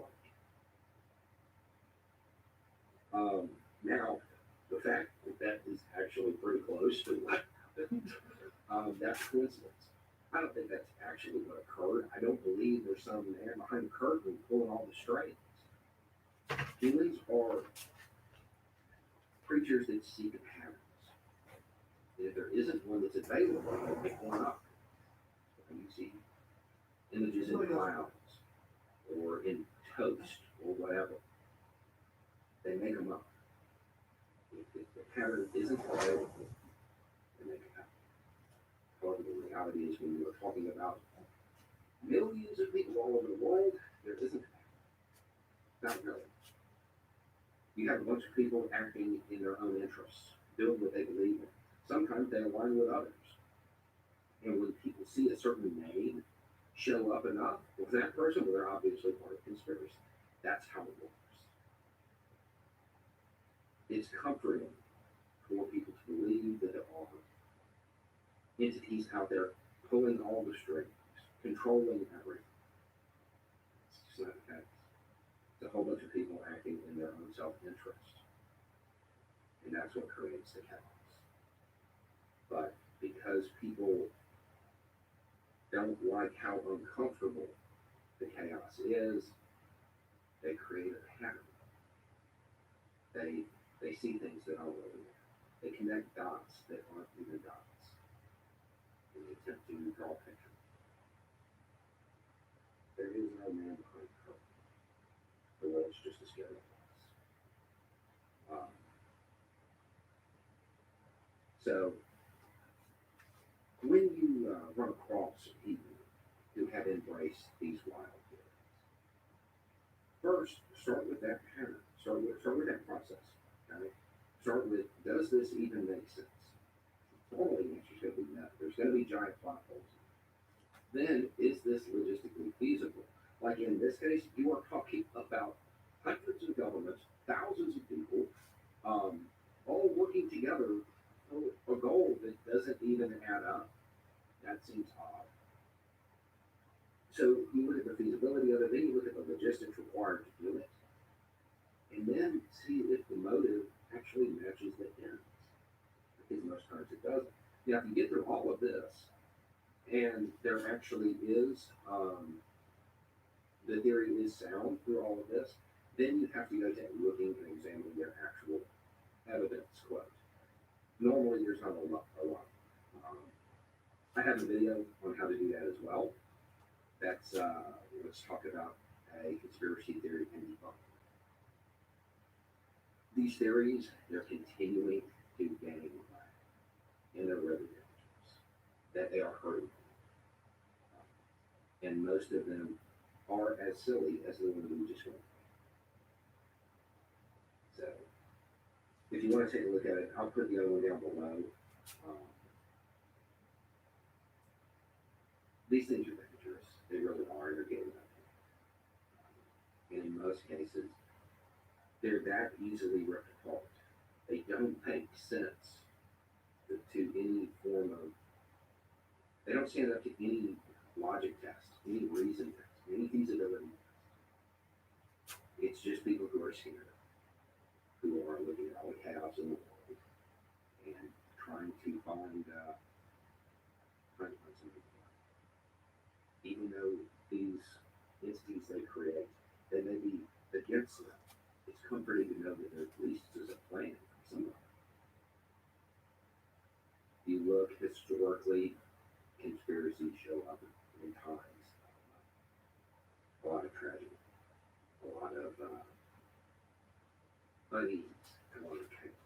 That's what they want to take. Anyway, it's just a thought. Not a good day.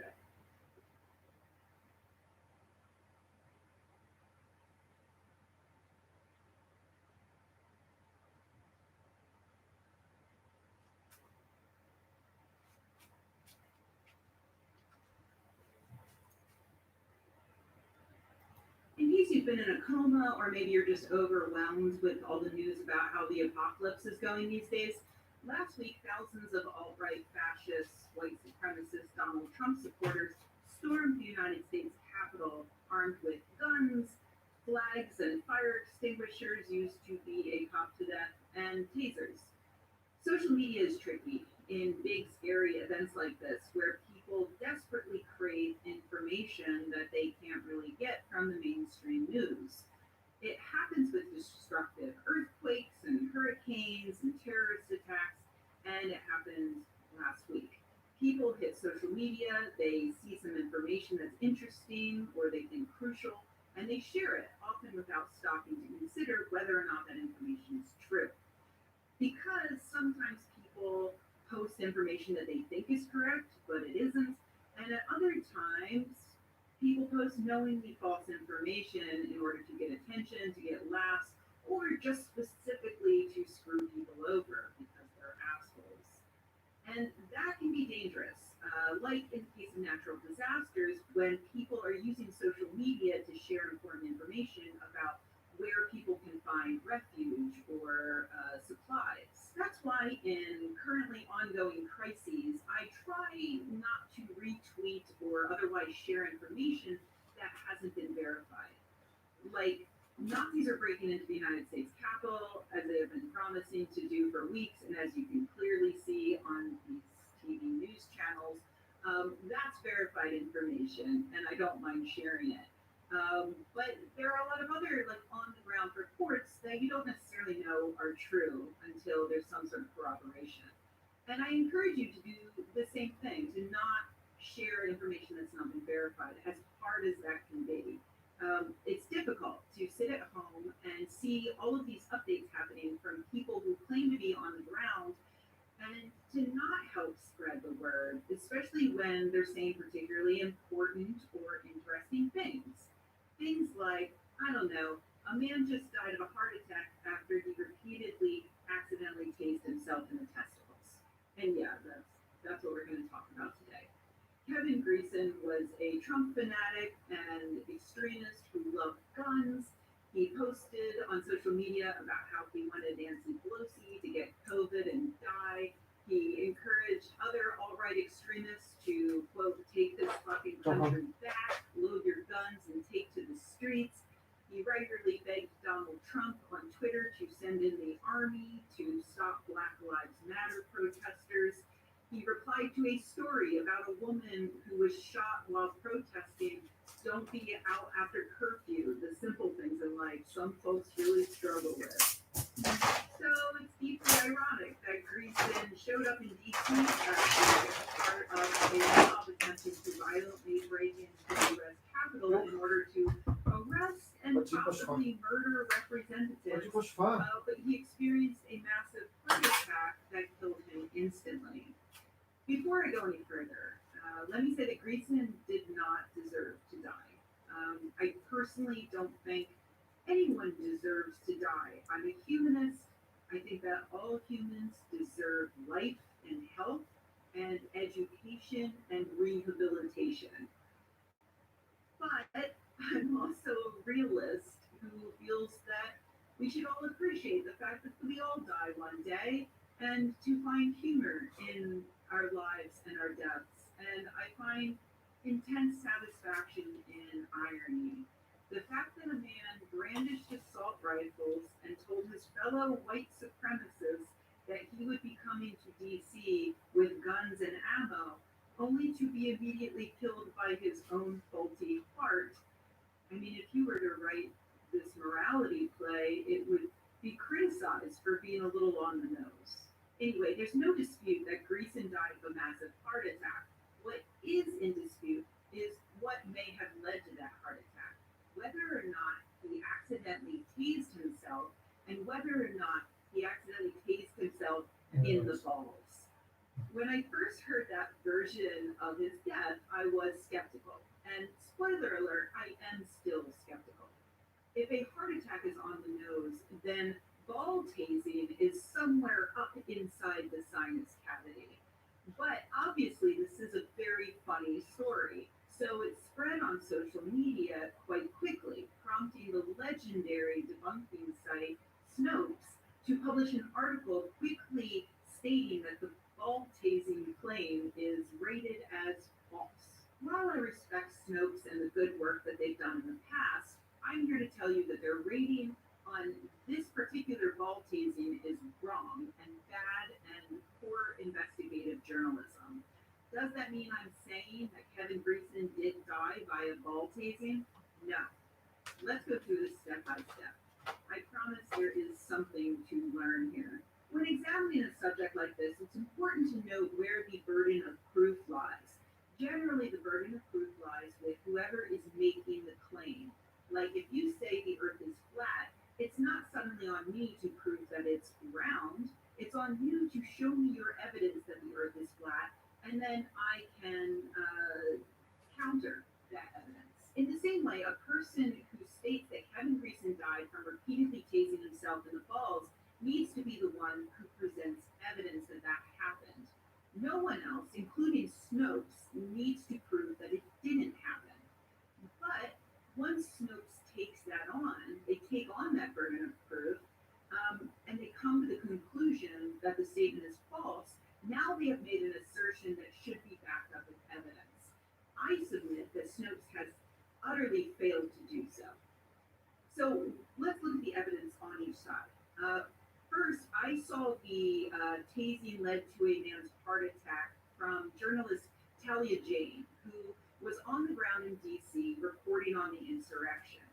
At 11 p.m. that evening, Jane tweeted, "Someone else died today at the Capitol. He tased himself on accident and had a heart attack." She cited two other people who were on the ground with her for confirmation. The next day, mainstream news started reporting on the people who had died other than Ashley Babbitt, who was the woman who was shot trying to force her way into the House chamber. We all knew about her the day of, but the other deaths didn't hit the mainstream news until the next day. The updated list of dead people included two men. One had died of a stroke, and the other, Greason, had died of a heart attack. No mention of tasing in any of the mainstream reports, but one of the accounts Talia Jane originally tagged as being at the insurrection, Black House News, confirmed that Greason had in fact tased himself, though they added can't confirm if it was in the balls or not. And that's it for the evidence of tasing. Apparently, user Good Dog posted the day after the insurrection. I don't think it's funny at all that a MAGA guy accidentally tased himself in his own balls until he died while trying to steal a painting of Thomas P. Tip O'Neill from a hallway. And that seems to be where the balls and painting theft entered into the national discourse. People know your meme that it was, in fact, a joke. But the joke isn't that Greason died of a heart attack or that Greason tased himself. The joke is that he tased himself in the balls while stealing a painting.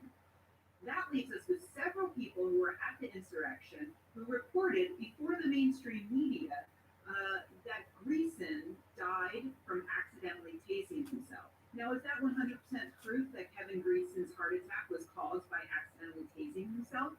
No. Neither Talia Jane nor Black House News say that they personally witnessed the tasing, so they might have heard it secondhand, or they might have seen Greason die and assumed that it came from a taser, but that is some evidence. It goes along with the other evidence we have that Greason stated he would be bringing weapons to the event, and your photo proof that Greason had no idea how to properly handle weapons, considering that his most recent an assault rifle with two handguns pointing directly at his balls. At this point, I think it would be fair to call the tasing rumor unverified. So let's see how Snopes decided that it wasn't just unverified, but that it was false. First, Snopes links to people who were spreading the news later that this was a ball tasing, without linking to anyone who was actually there on the ground, like Talia Jane or Black House News. They then quote Greason's wife, who says he certainly didn't taser his balls. I mean, that's nice, but Greason's wife wasn't there. She was at home speaking to him on the phone when he suddenly went quiet. Nothing about that account rules out a taser.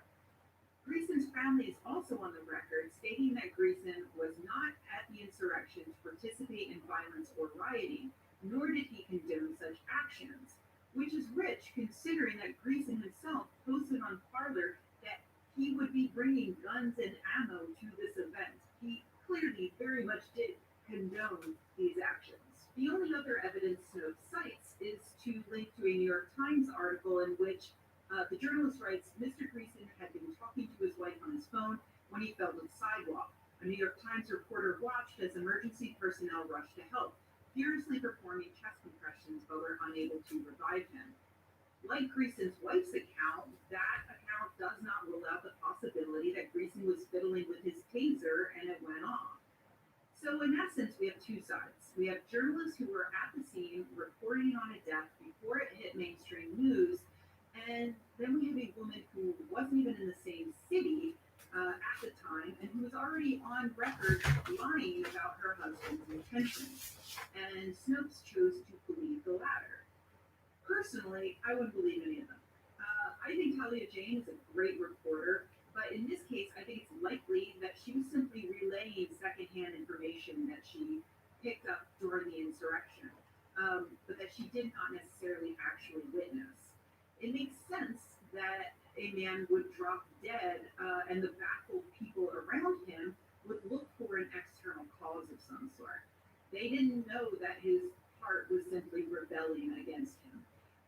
There were lots of tasers in the crowd, so with no evidence of anything like a gunshot, it would be an easy explanation.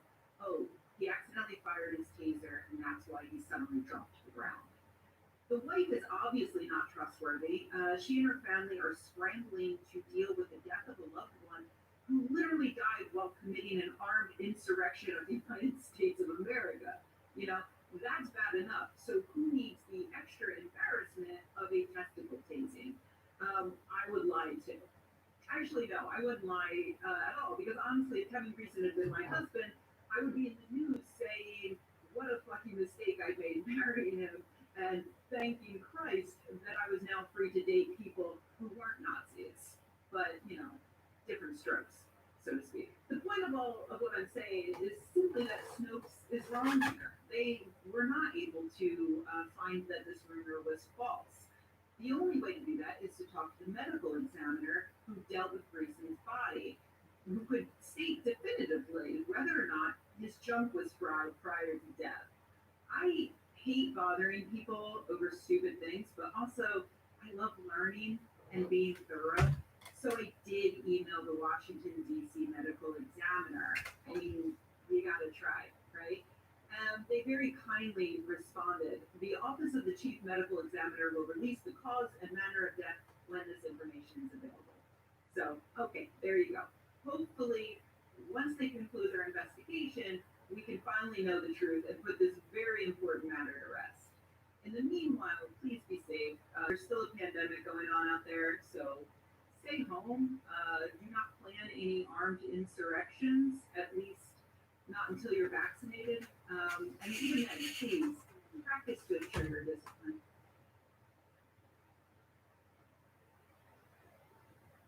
Okay, guys, we done.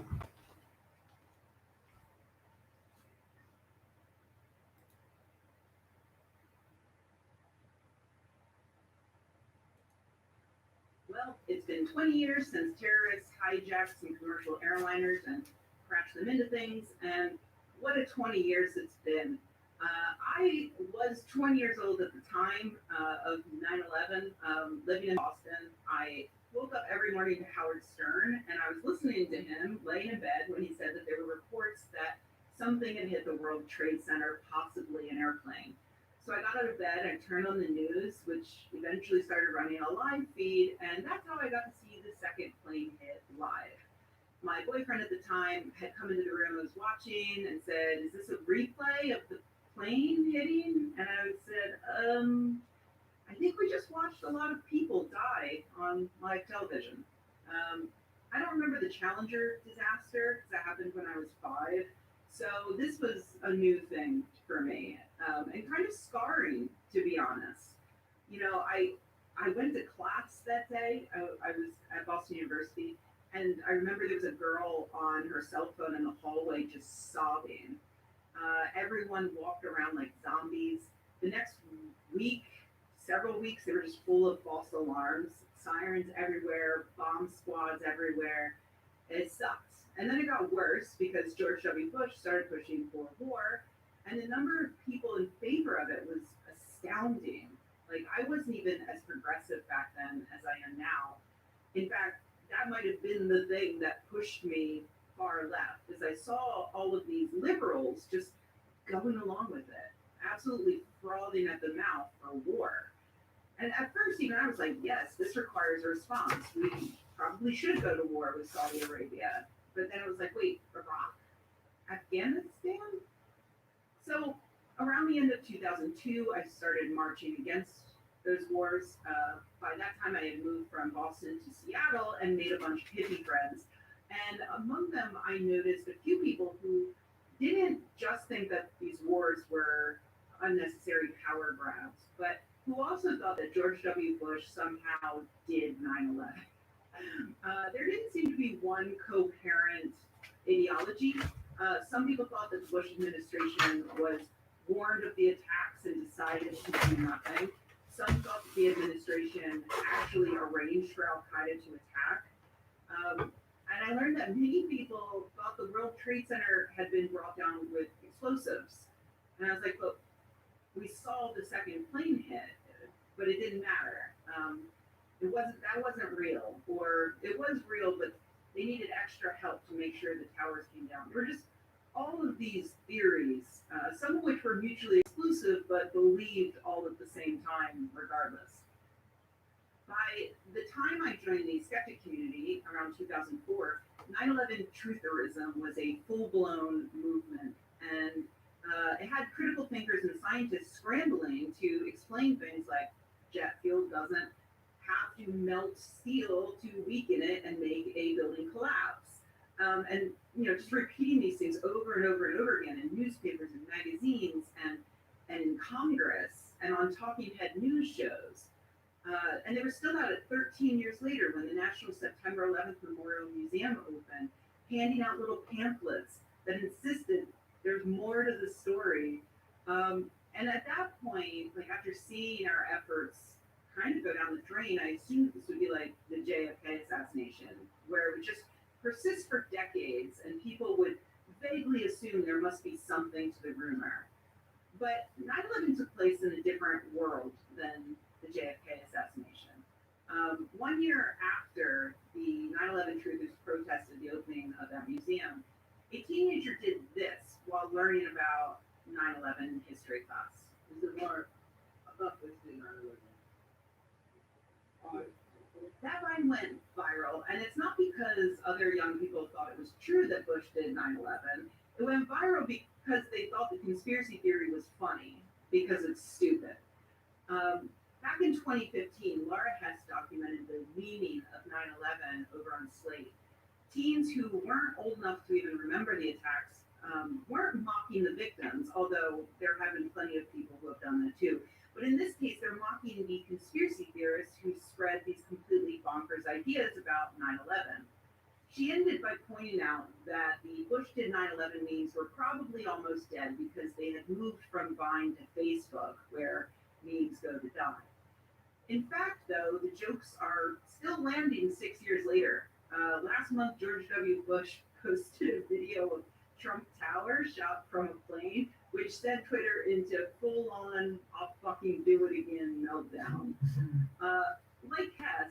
I don't think this is a bad thing. Mocking the victims would be immoral, but in this case, there are two targets, neither of whom are the victims. One, George W. Bush, and two, 9/11 conspiracy theorists. I know that Bush didn't orchestrate 9/11, but there is compelling evidence that his administration was irresponsible in understanding and mitigating the known threat that Al Qaeda posed, as detailed in the findings of the 9/11 Commission report. So, did Bush do 9/11? No. But is it just desserts if he's remembered for largely being responsible for it? Kind of. And then we have the conspiracy theorists. I've long believed that there is a huge danger to the 9/11 conspiracy theory achieving popular support because that would hinder Americans from actually understanding the disastrous foreign policy that led to that horrific event. You can say never forget all you want, but there's nothing to be gained by remembering that terrorists killed 3,000 people on September 11, 2001, without also remembering and understanding why they did it, how they did it, why the Bush administration responded by invading Iraq and Afghanistan, why liberals supported that, and what the long-term impact of those decisions were. And that's why I supported the scientists and skeptics who actively fought 9/11 misinformation, like jet fuel can't melt steel beams. All we could really do at that time was offer the facts. The 9/11 Commission report helped because it was specifically written to be as thorough as possible in order to take the air out of the burgeoning conspiracy theories. As one commission member said at the time, it is extremely difficult to dislodge or anticipate conspiracy theories once they start. 9/11 truthers even had their own pandemic-like video called Loose Change that became wildly popular around 2004, leading to skeptics like Mark Roberts going on news shows to debate the chuckle fox who made it to show that they had absolutely no idea what they were talking about. But despite our best efforts, the truthers have managed to persist and to sow enough doubt that regular people today, regular Americans, aren't totally sure. A 2010 survey found that 15% of respondents thought it was credible that the towers were brought down in a controlled demolition, and another 10% weren't sure. In 2016, a survey of 1,500 American adults found that 54% thought the US government is still hiding information about 9/11. And a 2019 survey found that 23% of respondents believed 9/11 was an inside job. Now, in 2021, we have Spike Lee, who just produced a docuseries about 9/11, which attracted a lot of acclaim, but also a wee bit of controversy, because in his final episode, he dedicates 30 minutes to architects and engineers for 9/11 Truth, a group of conspiracy theorists who think that the Twin Towers were brought down by controlled demolition. This came out just before the series debuted, thanks to a New York Times profile of Lee. After outrage on the part of scientists, historians, and critical thinkers, Lee went back to the editing room and thankfully cut it out. He left in footage of someone suggesting that Flight 93, which crashed in a field in Pennsylvania, was purposely shot down. We know that it crashed thanks to the heroic efforts of the passengers on board, all of whom died. And we know that because the black box recordings contain a detailed account of the absolutely terrifying ordeal that they went through. But hey, why not drop in a completely random, unfounded conspiracy theory into your documentary? It's horrifying that someone with as big a platform as Spike Lee was ready to spread these stupid claims a full 20 years after they first sprung up, and nearly as long since they have been thoroughly debunked. Confronting conspiracy theorists with facts wasn't enough to stop them from proliferating. And I can tell you, we tried really hard. Like, it was a full-on assault on these conspiracy theories as they were coming out. And that's something to keep in mind as we continue to fight QAnon and COVID stupidity today. Facts aren't enough. So maybe what we need is outright mockery.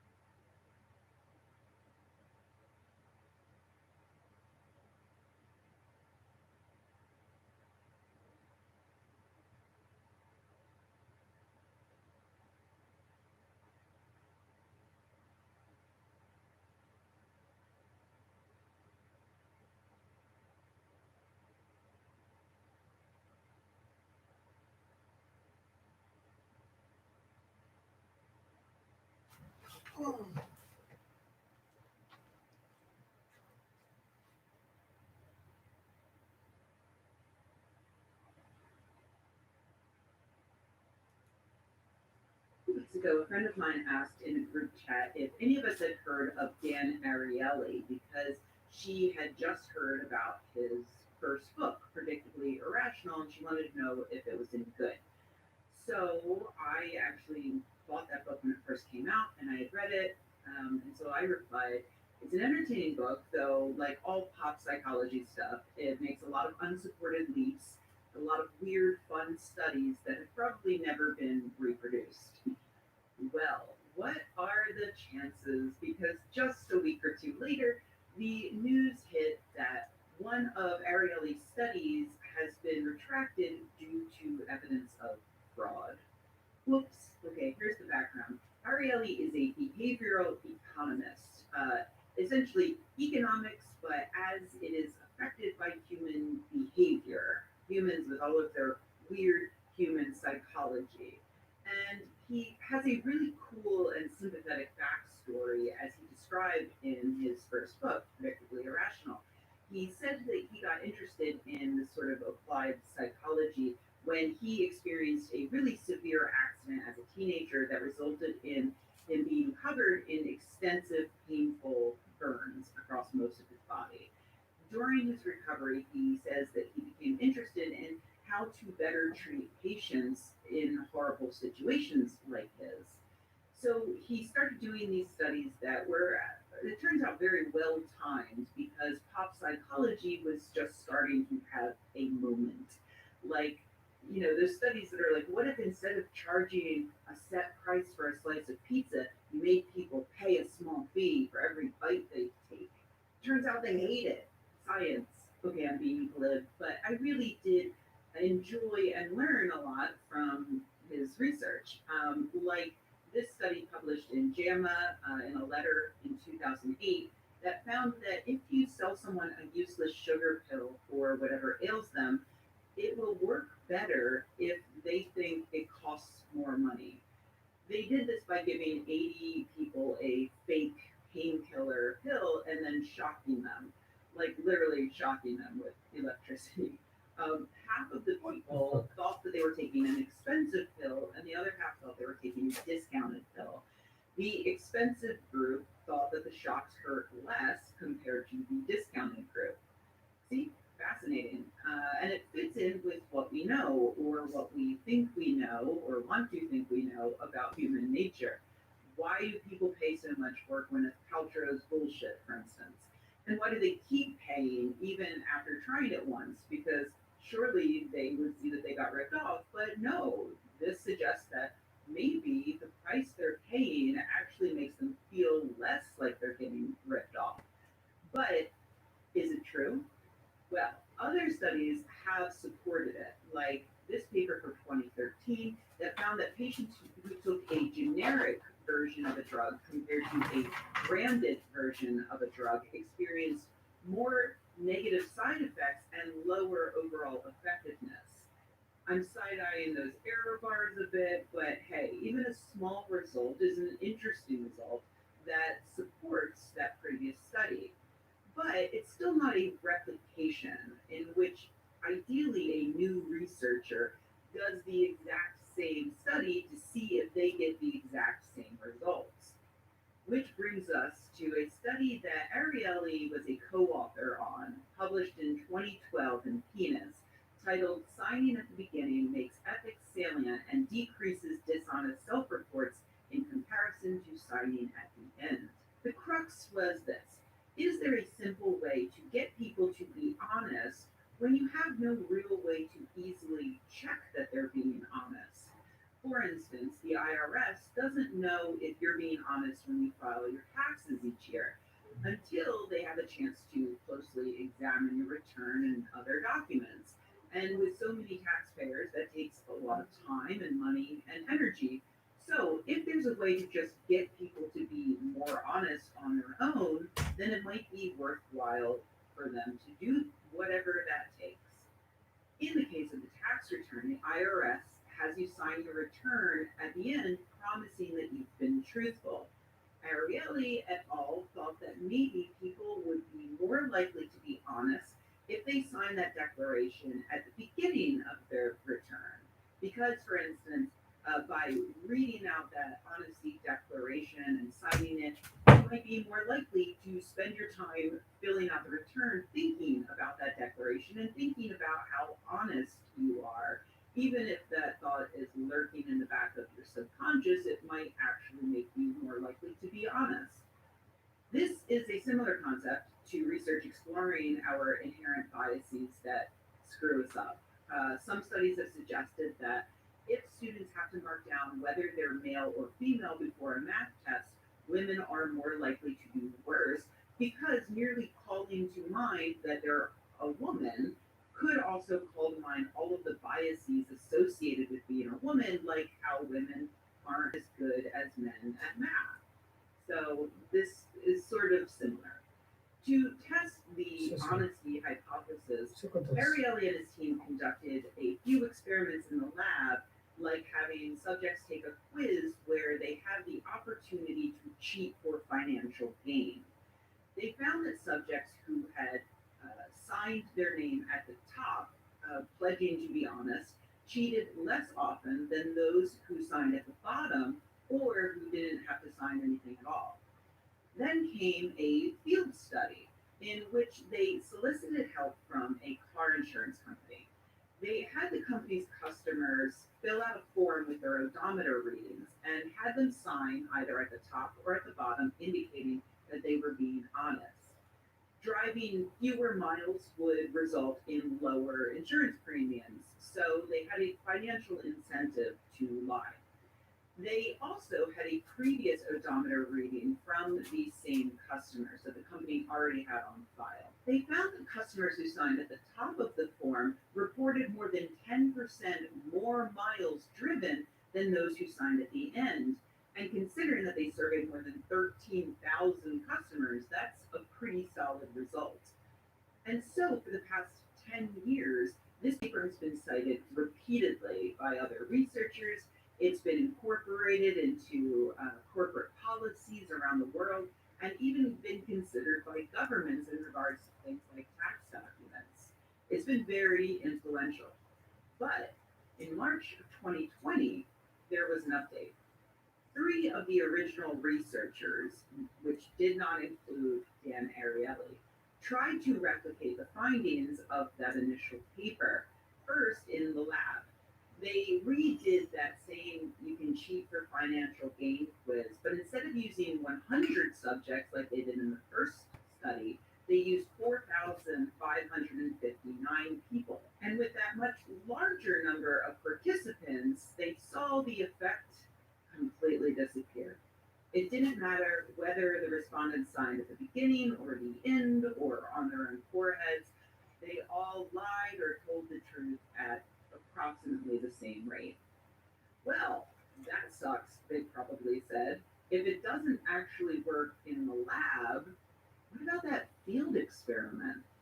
So they went back and they looked at the original data and they realized that their two groups, signed at the top, signed at the bottom, weren't equivalent.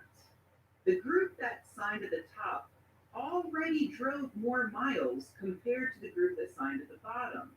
So the difference between them wasn't because the top signers were telling the truth about driving more, it was that they actually were driving more compared to the people who signed at the bottom. The people who signed at the bottom actually were driving less. All the initial authors, Ariely included, signed a statement published in Scientific American saying, hey, our bad. Turns out this top signing thing is not real. So there we have it, a wholesome story about scientists going back to actually replicate their own findings, getting a negative result, and then coming clean about it. That's how science is supposed to work. Awesome. But wait, there's more. After they published that letter in Scientific American, other anonymous researchers had some questions. Like, okay, you randomly split 13,000 people into two different groups to measure their self reported mileage, and you just happened to accidentally have one group that drove way more miles than the other half? I mean, sure, it could happen accidentally, but maybe we should take a closer look at that data. Luckily, the researchers who found all this in 2020 published all of the data, so other researchers downloaded it and took a look. And what they found was sus. Are we still saying sus? Were we ever saying sus? Anyway, the data definitely killed the crew member and then escaped through events. When the anonymous researchers plotted the data from the original field experiment, they found that the distribution was weird as heck. Here's what you might expect to see. Most people drive 5 to 10,000 miles, and by the way, this is actual data. And then the number drops off on either side of that. You know, fewer drive 2 to 5,000 miles, and 10 to 15,000 miles, and even fewer drive 250 to 2,000 miles, and 15 to 20, and so on. But the data from the 2012 study showed that each category of miles driven had almost exactly the same frequency. There are exactly as many people who drove 10,000 miles as who drove 20, 30, 40, and 50,000 miles across 13,488 random people. That's weird. The anonymous researchers also found that in the initial odometer readings already on file with the insurance company, a lot of people clearly just rounded their readings. So, say, if their odometer said 9,043 miles, they would just say it was at 9,000 miles because who cares? And you can tell that because those nice rounded numbers show up more frequently in the data set. Guess what was different about the second data set? That's right, round numbers were not any more frequent. 9,043 was reported exactly as often as 9,000. Weird if we're talking about the same humans who were totally fine rounding on their first take. Not weird if we're talking about, oh, I don't know, a random number generator. There are more anomalies as reported over on Data Colada, like strong evidence that the initial data set was also manipulated using a random number generator, but that should be enough for you to understand their conclusion. This wasn't just a mistake, this was fraud. Fraud on whose part, though? Well, of the 5 authors of the initial paper, it is the fourth author who all agree is the only person who handled the car insurance data. That fourth author, Dan Ariely. Ariely responded to the post on Data Colada with a brief note, pinning the blame entirely on the insurance company. Well, not entirely. He does say that he did not test the data for irregularities, which, after this painful lesson, I will start doing regularly. That leaves us with a few options here for what really happened. If we take Ariely at his word, if he's honest, which, he did sign his letter at the end, but that means that someone at the insurance company decided to not bother typing in all of the real data they collected from their customers, which they had obviously done in the past, so this wasn't a ridiculous request. And instead, they went and found a random number generator to create all of the data out of thin air and then populate that. Then they went back to their original data set of existing information, and then they duplicated them while making the mistake of switching the font from Cambria to Calibri, which is how the anonymous reviewers first noticed that the data set was duplicated. And then they added a random number between 1 and 1,000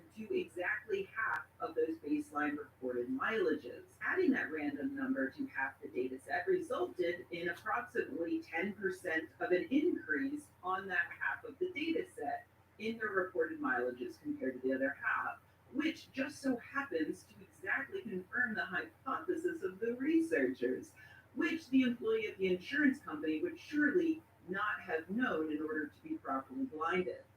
The evil insurance company employee then packed up all of that fixed data and sent it to Dan Ariely, who for some reason decided to not do a single basic check on the data to be sure it looked right, and who then simply went ahead and published. That's one option. The other option, Dan Ariely made up the data to fit his hypothesis. You can decide for yourself which of those is the most plausible, but before I lead you to it, consider this other reply from one of the other co-authors of the 2012 study, Max Blazerman. He looked over the data analysis and said he agrees that data is clearly fraudulent. He goes on to say there were indications of problems from the start, 2011.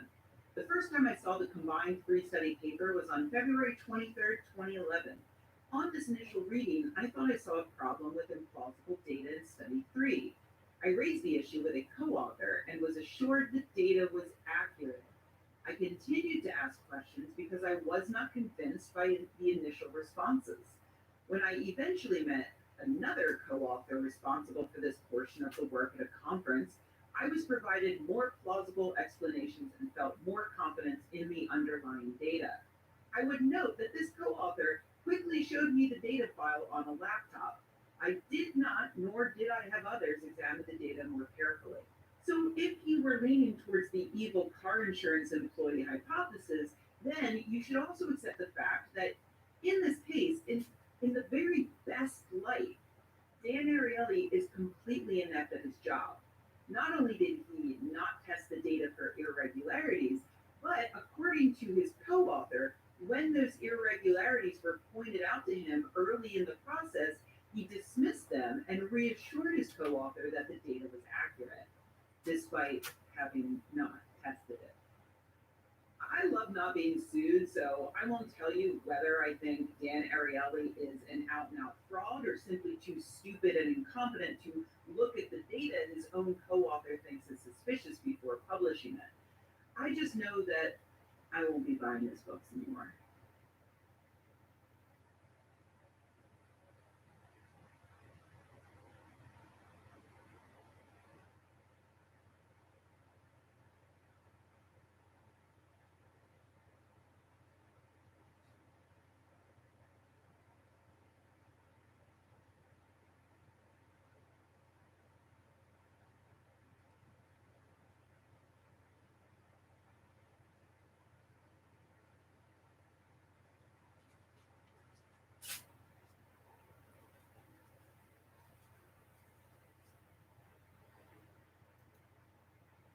Sheltering in place for the last, year and a half, 3 years, 10 years, it's been a lot. It's been interesting for a lot of people who are accustomed to going into an office and having a hard distinction between work and home.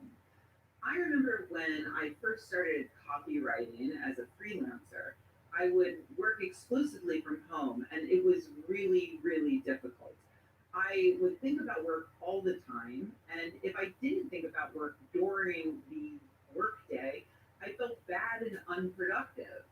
It was a real catch 22 in that I felt bad when I was working and worse when I wasn't working. It was the worst of both worlds. But over time, I learned to just stop stressing so much about it. I rearranged my schedule so that I was working when I felt most productive, whether that was between 9 a.m. and 5 p.m. or outside of those hours. And if I wanted to take a break during those work hours, I would just do it and not feel bad about it. These days, I have things down pat. I start work around 8, I stop for a shower around 10, and I work some more until 2. I take a break and goof off on Twitch, and then I go back to work for an hour or two maybe. But sometimes, inspiration hits at different times, and that's okay. And sometimes I need to take a few hours to go for a hike or work in the garden, and it's fine. I don't work 40 hours a week anymore, which at first made me feel really bad until I realized, why do I think 40 hours a week is necessary? The US had an average of 60 to 100-hour work weeks in the 19th century, and thanks to unions, that number came down to 40 hours in the 20s and 30s before being codified by Congress in 1940. But even that's arbitrary. Germany does about 26 hours per week, France does about 30. And let's be honest, when I worked 40 hours a week as a copywriter in an office, I spent a good deal of that time staring off into space, goofing off online, or planning elaborate pranks on coworkers. Like one time I got into a coworker's computer and I changed his autocorrect to make his name different. And he came up to me later in the day and asked if I knew why he had just sent an email to an important client and signed off his cookie. Important stuff. As humanity has industrialized, we've developed more and more ways to reduce the amount of work we have to do in every aspect of our lives.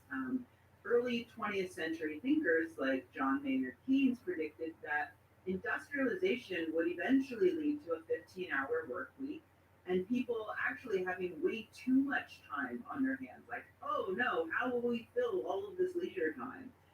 But culture is very difficult to change. Definitely doesn't change as quickly as technology.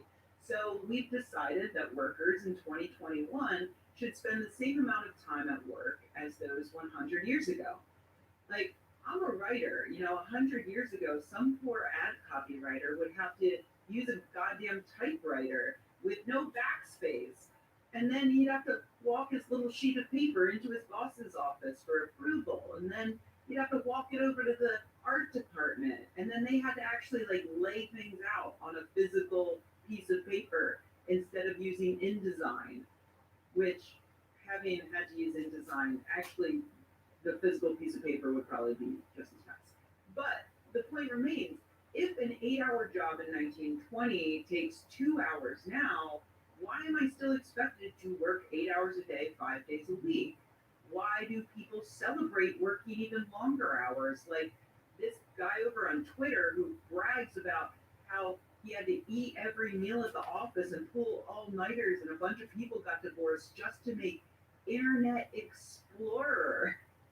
And more than that, why do I expect myself to do that sort of thing, even when I'm my own boss, setting my own hours? It's ridiculous. I'm not the only one who has struggled with this, as COVID has made crystal clear. Prior to the pandemic, a lot of corporations were resistant to the idea of allowing employees to work from home because those corporations could not keep an eye on those employees and make sure they're squeezing every last drop of work juice out of them between the hours of 9 and 5, or 8 to 5, actually, considering the last two offices I worked in assumed your lunch hour was extra.